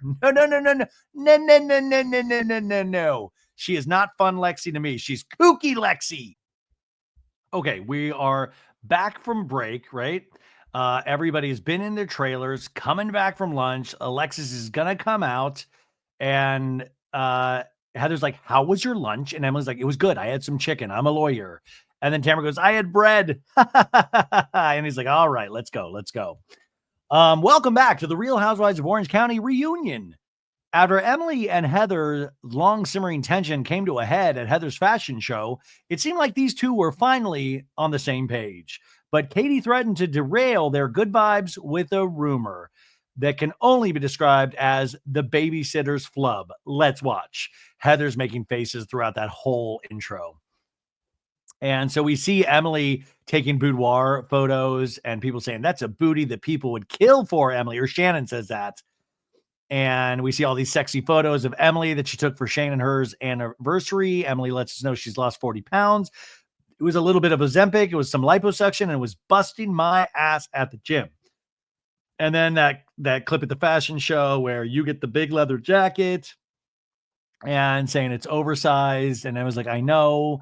And then Emily telling some ladies, I still feel like Heather looks at me as just like the big girl. And then Katie going, oh, Emily. And then Emily crying at one of the parties saying, I didn't even feel good in the dress because Alexis was in the same dress. Heather in the talking head goes, I have news for you. That dress was tight on Emily. Ugh, that was just such a horrible moment. And there's a little reaction box in the bottom left-hand screen where Heather's like, I'm sorry again. I'm sorry. And then that clip where Emily's like, I'm asking you, Heather, to have a conversation. And Heather going, could you be quiet for a second? And Emily going, no, fuck off. Kind of like the dude from Succession, fuck off. Or Meredith Marks, fuck off, you can leave. Katie in a talking head says, I think Heather gets really defensive when she's not painted in perfect light. Heather's reaction to that is like, ugh. And then Tamra telling Emily, saying, Katie's daughter told me the twins, your twins, Emily said, we don't like Heather. She's mean to my mom. And Emily in a talking head says, first of all, my kids didn't say that. And then Kylie and Katie in a talking head, Kylie saying, why would I make that up? And Katie goes, you wouldn't. And then Heather in London to Emily and Tamara going, that is a bullshit fucking story to try to attack my character. And then Katie at the finale going, it was like a mother-daughter moment. We were giggling about it. It wasn't like Heather goes, giggling about the fact that I'm mean. And Katie's like, yeah.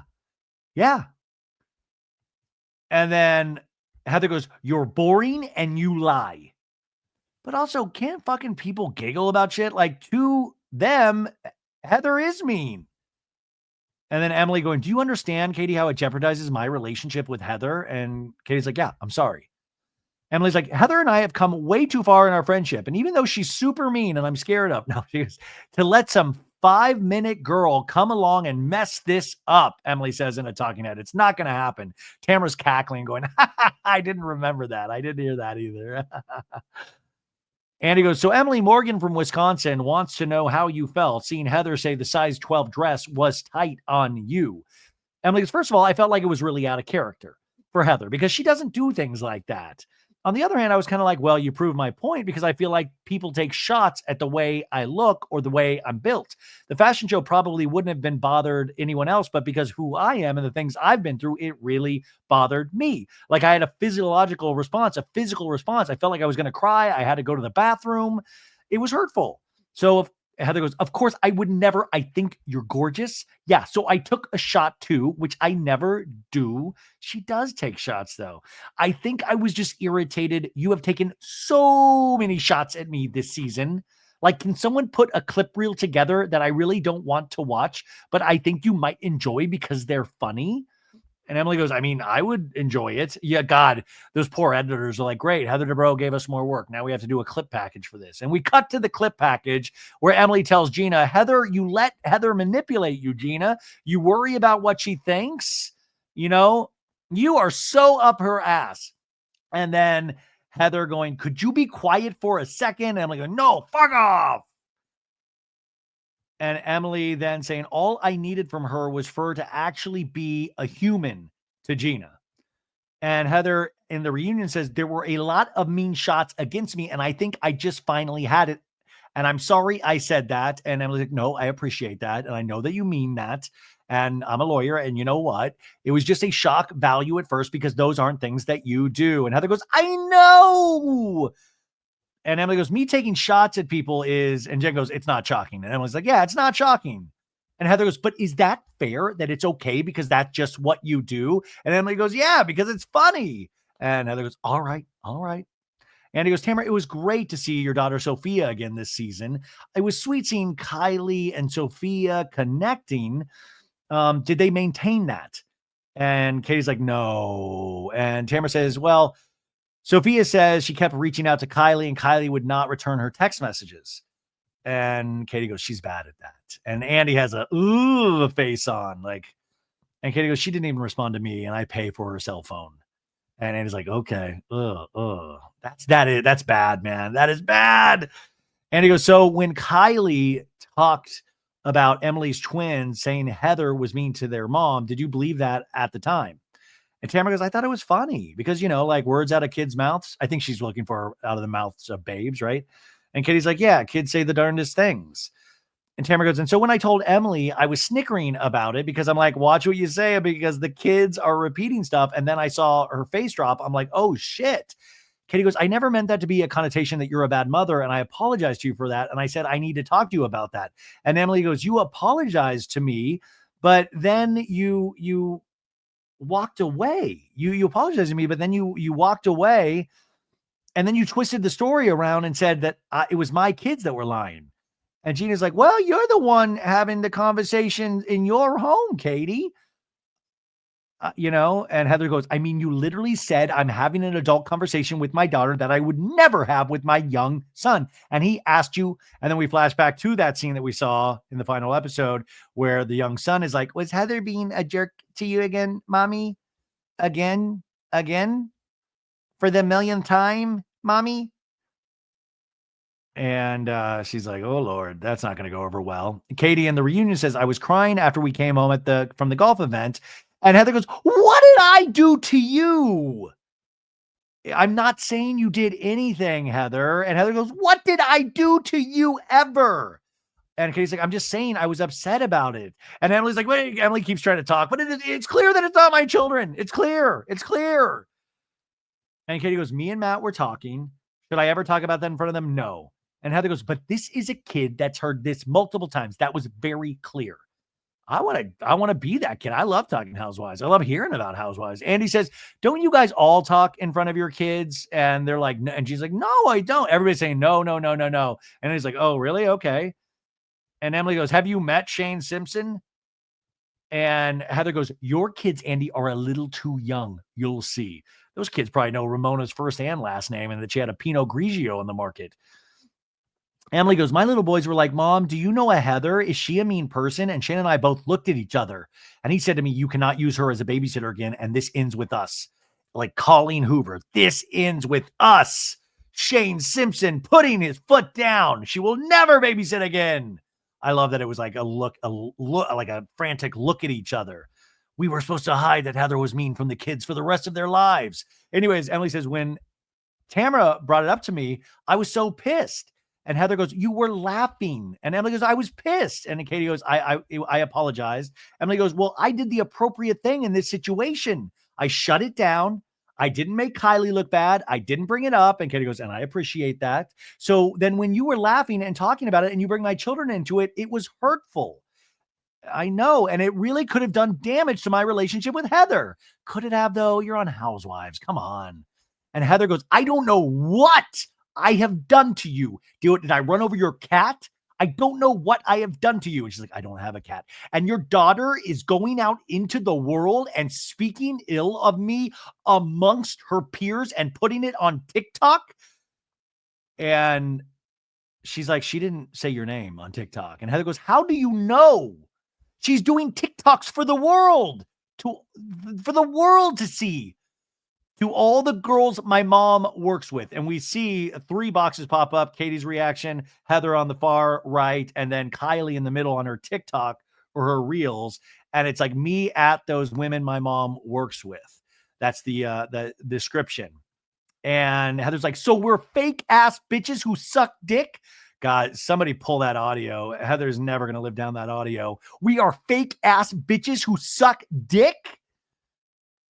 And Shannon's like, whoa. And Andy's kind of laughing. Shannon's like, oh my God, suck dick. I haven't done that since the 70s. And Shannon's like, those words.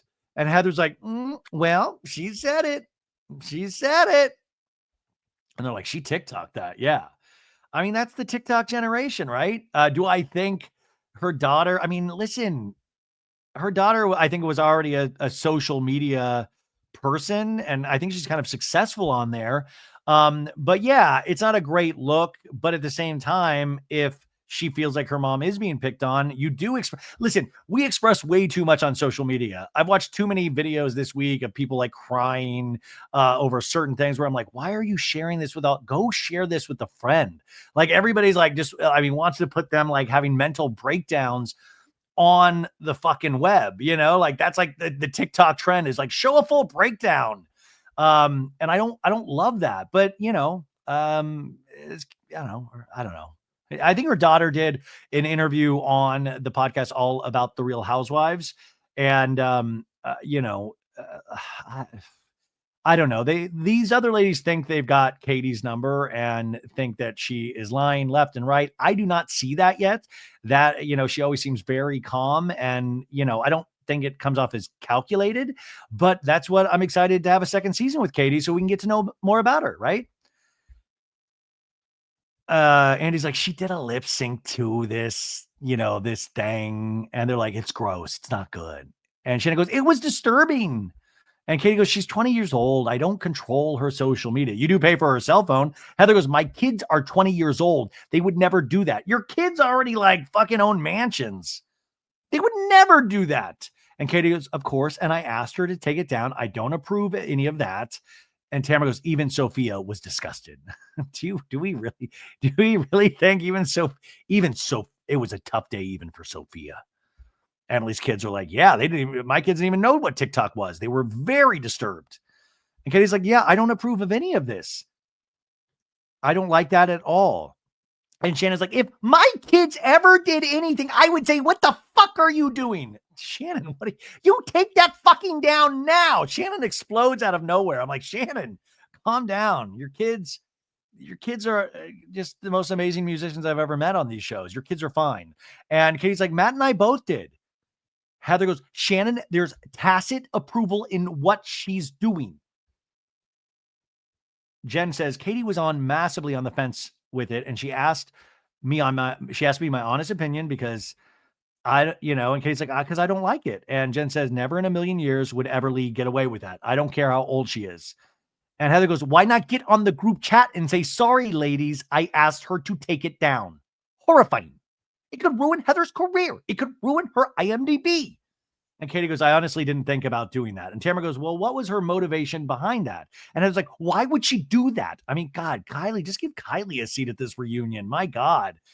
So, I mean, by the way, like we all agree that, yeah, the daughter posting a TikTok's not great, but is it great for all these older women to be talking about the daughter coming down on this? I don't know. Emily goes, the TikTok is clear to me that it is your daughter that has a problem with the women, and she's the one that's talking. I love that Emily keeps going, as a lawyer, I am once again clearing my sons. My sons had nothing to do with this. And Heather goes, and your son too, Katie. And Katie goes, when I watched the last episode, I said, you need to be honest with me. And she told me the same story. Now, listen, could she lie? There's a possibility, but I don't think that. So I love that Katie's even like, maybe my daughter did lie. So I feel like that's an honest reaction as well. And Annie's like, all right, okay.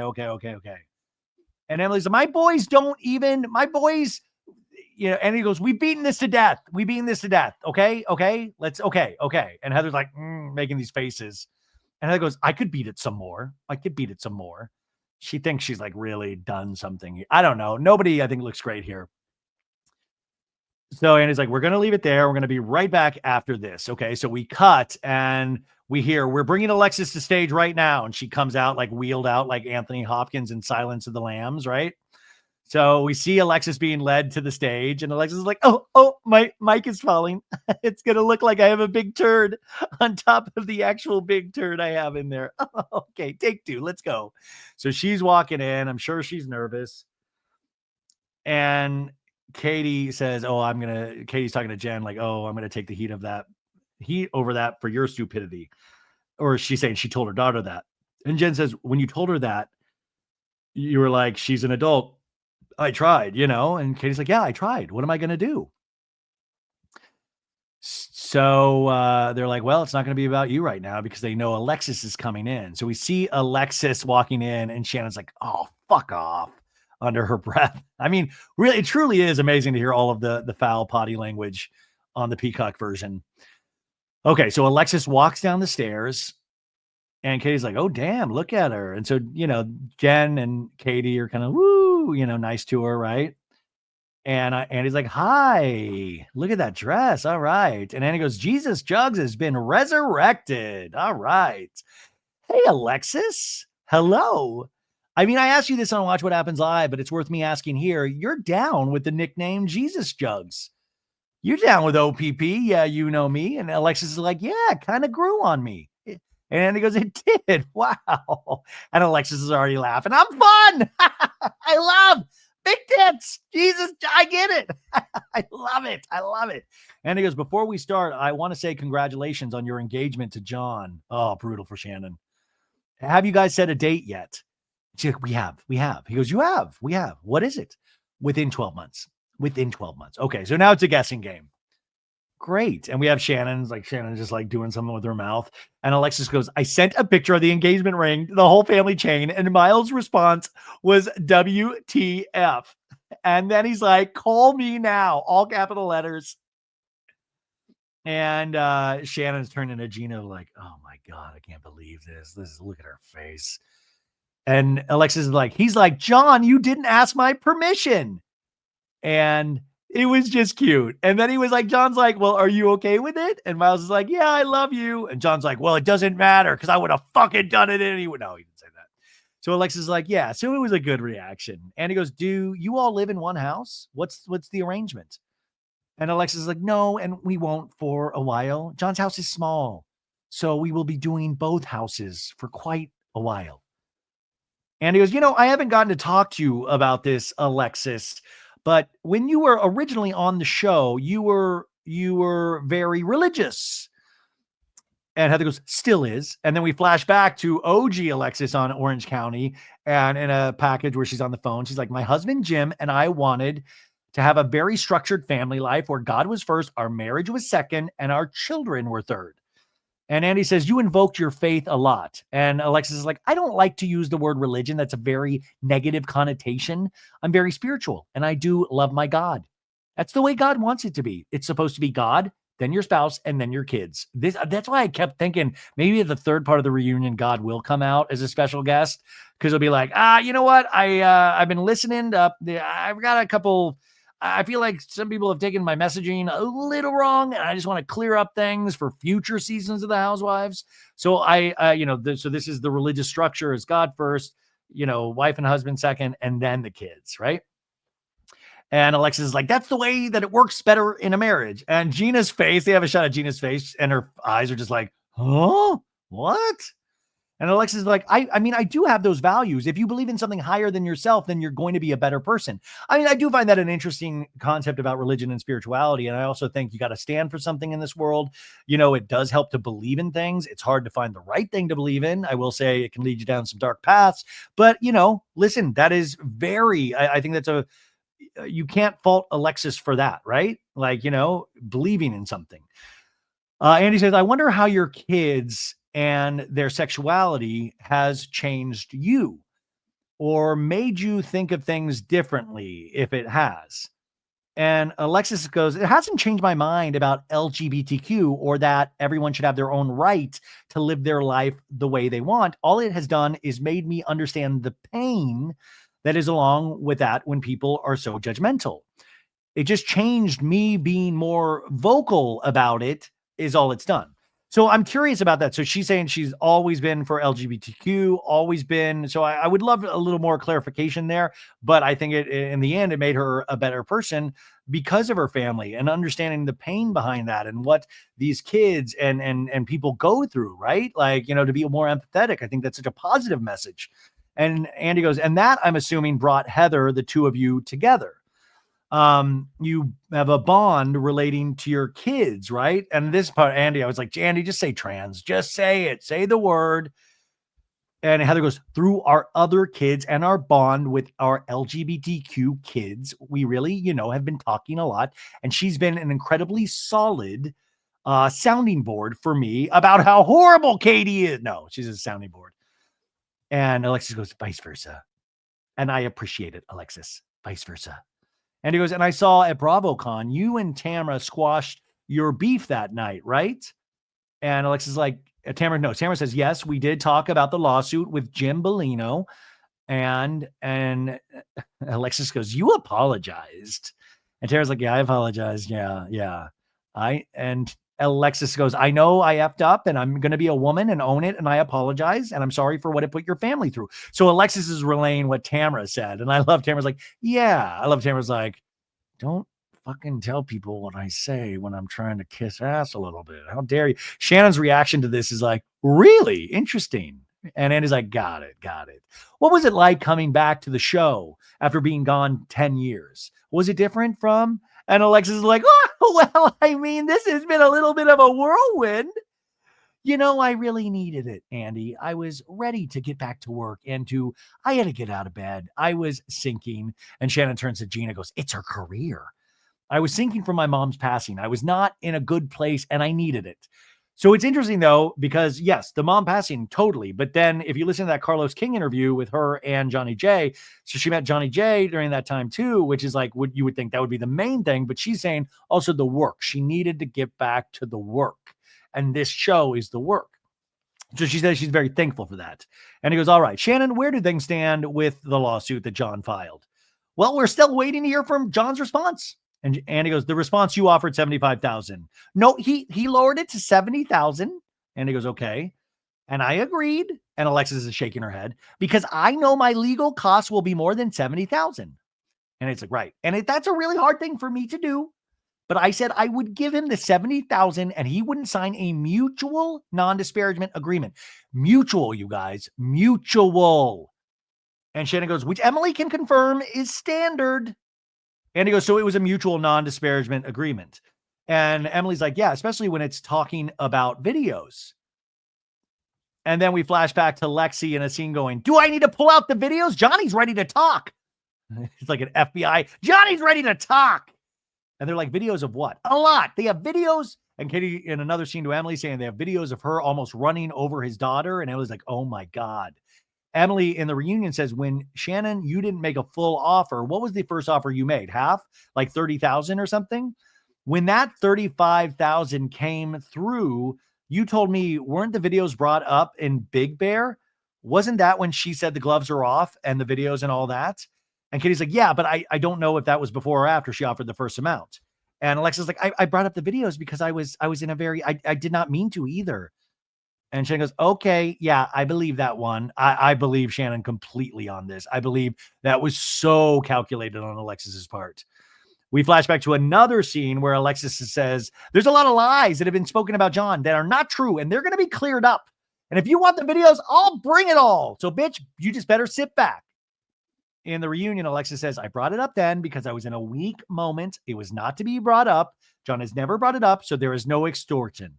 So I love that she is John's mouthpiece, but the mouthpiece got out of control this time. John was like, I never told you to say what?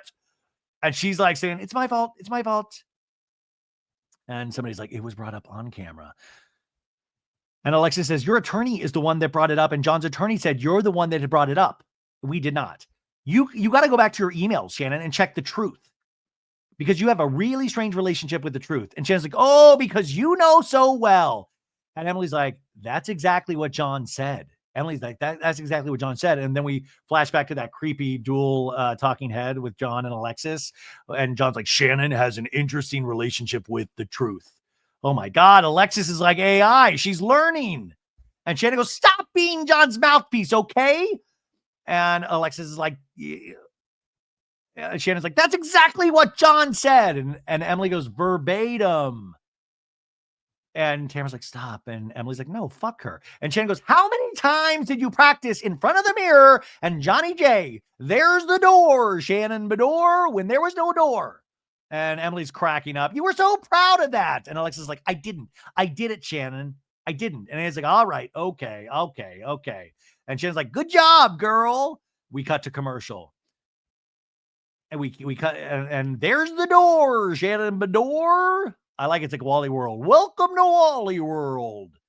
Okay, so then we flash back to unseen footage where she's in a car with, I think, Heather Dubrow, where she is fucking practicing. Oh, sorry, she's in the car with Emily. And Lexis is like practicing her first meeting with Alexis with Emily and going, okay, yeah, Shannon Bedore, say, I'm back. But if you don't like it, Shannon Bedore, there's the door. That's the door right there. And then we see flash forwarding to the scene with Shannon going, I have your ex-boyfriend. If you don't like it, there's the door, Shannon Bedore. Caught red-handed. If she's lied about this, what else has she lied about? Shannon goes, good job, girl. And Alexis goes, I didn't know you were going to confront me. And you berated me for 25 minutes that day too, Shannon. Release the tapes, Bravo. You're telling me there's a 25-minute extended cut of this conversation? Fuck. And Shannon goes, liar face. You lied to me that day. And Andy goes, how did she lie to you that day? You said, dig it up, Shannon, I never sent you anything. And then we flash back to that scene in the first episode of the season. Shannon going, I lost $300,000 defending myself when your husband sued me and you started the lawsuit by sending me a cease and desist letter. And Alexis saying, show me the letter, Shannon. And then we flash back later in the season when Shannon finally learns how to use the search feature on her text and finds the text from June 27th, 2018 from Alexis saying, Shannon, we have engaged an attorney and we'll be suing you and Tamra. So this is another smoking gun. And Shannon's like, this is called a fucking smoking gun, you liar. Alexis in the reunion goes, I didn't say that. And Shannon goes, it's on my phone from 2018. And Alexis is like, nope, you lied. You lied once again, Shannon. This is the stuff that drives me up a fucking wall, no matter who it is. Like, how are you still grasping on to you have a version of the truth when it's like, come on, when you're wrong, you're wrong. If we can't agree when you're fucking wrong, what are we even doing here? How much proof do we need? Why can't anybody, like even Tamra says, when you're dead, lay down. Like, you're dead, lay down, apologize. That's what it fucking is. You said you didn't have it. Shannon had it, found it. And Andy goes, she showed you that you sent her a thing. And Alexis like, Andy, that's a text. I have it. Shannon, I sent it to you. And Shannon goes, from your phone, not Jim's phone, your phone. And Andy goes, but you said we are suing you. And Alexis is like, let me give the background to this. This is why it's, again, another lie. There was no court document. It was not a cease and desist. Like she said, I have no signature on any part of the legal part of this court's case at all. Emily, I need you to hop in here. You're a lawyer. And Emily does hop in. Your name as an interested party. And Alexis is like, because I'm the ex-wife. You should know this as an attorney. I'm the ex-wife. Any person of the ex-wife is going to be an interested party. And Emily goes, I'm just saying that you're not involved. And Shannon goes, it got the ball rolling. And then Alexis goes, Andy, if they're just going to talk all over me, I'm not going to stay. Okay, bye, Alexis. Bye. Bye. No. That's ballsy. Like, dude, Alexis, really? You're going to threaten to walk off? Really? Take the heat, baby. And then Shannon goes, go. You're a friend. Isn't your time up? Everybody's like, whoo. Gina's kind of laughing. And Andy goes, no. Andy's like, no, we're not letting her go. And then Alexis goes, don't worry, I'm going to be here for a quick second, Shannon. Just shush. And then Shannon goes, don't shush me ever. And Andy goes, you're not on the court document. And Alexis is like, I need to explain this. I want to explain the text. It's very simple. Jim calls me and goes, Alexis, Shannon is saying that I allow people to break their neck in my trampoline park. And Shannon goes, that's not what I said. That's not what I said. This is hurting my children, Alexis says. This is hurting our children. He's, relaying what Jim was saying. And I knew what was happening. And I love Andy turns to Shannon and kind of whispers, don't repeat it. Don't repeat it and get yourself in trouble again, Shannon. Don't repeat. I love him looking out for Shannon. Like, even though it's good TV, he's like, don't repeat it. Don't fall into the trap. Don't repeat what you said. What you said originally that got you sued for. Okay. Don't say it. And Alexis is talking the whole time. And he said to me, will you send this text to Shannon and Tamra? I sent one text to protect everybody and say, back down and tell the truth and take back what you said. So Alexis saying she's the peacekeeper. She's the mediator, right? And Shannon goes, I didn't do anything wrong. I won. And Alexis goes, you didn't win. I did nothing wrong, Alexis. And Alexis says, Jim asked me to send that text. He was already going to do it. Jim didn't ask me to send that text. He was already going to do it. And Shannon goes, did it come from your phone, Alexis? You pushed send. You started the ball. And Alexis goes, it doesn't matter. No, did not. No, Alexis. God, can't we just, Alexis, just admit it, man. Jim was going to, guess what, Shannon?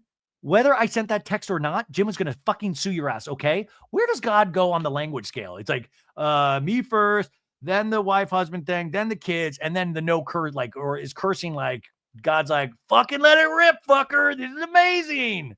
So Alexis saying he was still going to sue you regardless of my text. And Shannon goes, Tamra knows this story. So Shannon's invoking Tamra. If I saw your ex-husband having dinner, John took me. I was supposed to sign the settlement that day, but 5 o'clock hit. John and I go out to dinner. Your ex-husband sitting across from me, Alexis, pointing, laughing, finally says to John, you want to take it outside? And John goes, how old are you, 10? And I got up and I walked over to the table and I put my hand down going, not going to settle with you, asshole. God. And I ended up winning. God, I'm going to use this to like audition for Juilliard or like a theater program. What a monologue from Shannon. Perfectly delivered. Chef's kiss. Do you think the restaurant her and John were at when they came face to face with Jim Bellino was the Quiet Woman? God, dollars to donuts. I bet it was. That place just is like a fly trap. So that's wild. And also just think how weird the world is now John Jansen is with Alexis Bellino, who is divorced from Jim Bellino. The world, what a tangled web. So Alexis is like, perfect. I mean, but you still lost $500,000. So was it worth it, Shannon? You probably should have settled at some point. You lost the money, so still not smart. And Shannon goes, I didn't do anything wrong. It's like the fucking crucial. It's my name. And Alexis is like, you did. And Emily goes, she clearly didn't defame anyone because she won. Emily trying to explain it. And Andy goes, she won, Alexis. And then even Tamra goes, she didn't defame him. And Shannon goes, Tamra just said, I did not defame Jim. And Alex goes, well, I don't know because I don't know. I don't know. And she goes, well, then don't tell me I'm a liar. What do you call me? What's that? Liar face? Look in the mirror, girlfriend. You're the liar face. And Alexis goes, no, I didn't lie. Are you delusional? Shannon says. Because every single person on this class, including Tamra, have come up to me and saying, I could never do what you are doing right now, filming in this situation. And Tamra's like, yeah, I think we all have sympathy for you being involved in a lawsuit. So I just wanted you to be aware of that. And Alexis goes, and they've all come up to me and told me you're stinky. No, you come up to me and say that they know this is very difficult for me too, Shannon. It is not easy. You made the choice, Alexis. And Alexis goes, so did you. And then Shannon goes, that's my job. I've been here for 10 years. And Alexis goes, this is my job too. And Shannon goes, I took your job 10 years ago. I'm still sitting here. I'm still Shannon, better than I ever did. Killing this reunion, acting like a little kid. I'm still Shannon. So Shannon really defending herself. And Alexis goes, it's fine. And I came back 10 years later, didn't I? And Shannon goes, yeah, but you're a friend. As a friend, you're a friend. And Alexis goes, that's still a job. Shannon, it's still a job. And Shannon goes, oh, no. Alexis, it's your career. It's your career, Alexis. And Alexis goes, I've been on TV for 15 years, Shannon. 5 different shows, okay? And then she goes, oh, you're a TV star. And Katie's like face, like, ooh. Emily's like laughing. Gina's like, ooh. I mean, brutal. Shannon, just a knockout punch at the end there. Next week on The Reunion Concludes. And we see some like NFL bit. The NFL was so inspired by your love of the game. They made these jerseys. I don't know. And then Shannon says, I saw what she was doing and I love her to death still to this day. So this is obviously Shannon and Tamra reuniting. And then Jen says, Alexis, at what point are you going to bow out of this? To Alexis, coming from Jen. And Alexis says, if Katie and Heather can have an amicable relationship, and they're like, where have you been? They don't have an amicable relationship. And even Heather goes, I don't think that's happened. And then Emily goes, every trash can needs a lid, and John Jansen found his. And then Alexis says, Tweedledee and Tweedledum. And then Emily goes, don't you ever fucking call me dumb. That was the trigger I told you at the beginning of the episode. Don't you ever fucking call me dumb. It's a cage match. I'm taking you down, Alexis. I love that it was not even dumb. It was just Tweedledee and Tweedledum. Don't you ever fucking call me dumb. Oh my God, my hair's insane. You guys, that is it. What an episode, huh? What did we think overall? Did we like it? What did we wish happened? Was there more of something we wanted, less of something? But I thought, repeating it back, I enjoyed it more. And I enjoy, of course, talking with you guys all the time. But that's it. Go enjoy your weekend. I'm going to take a day off of podcasting. Thank God. And I hope you guys hang in there this weekend. Remember, you're at the weekend. Hope you're drinking something great, eating something good, telling people that you love them, being close with your friends and family, reading something great, listening to great music, watch something that is non-reality show driven, and then come back on Monday and join us for a pop culture roundup with me and Miss Sophie Ross, the newly married Sophie Ross. Bye, guys.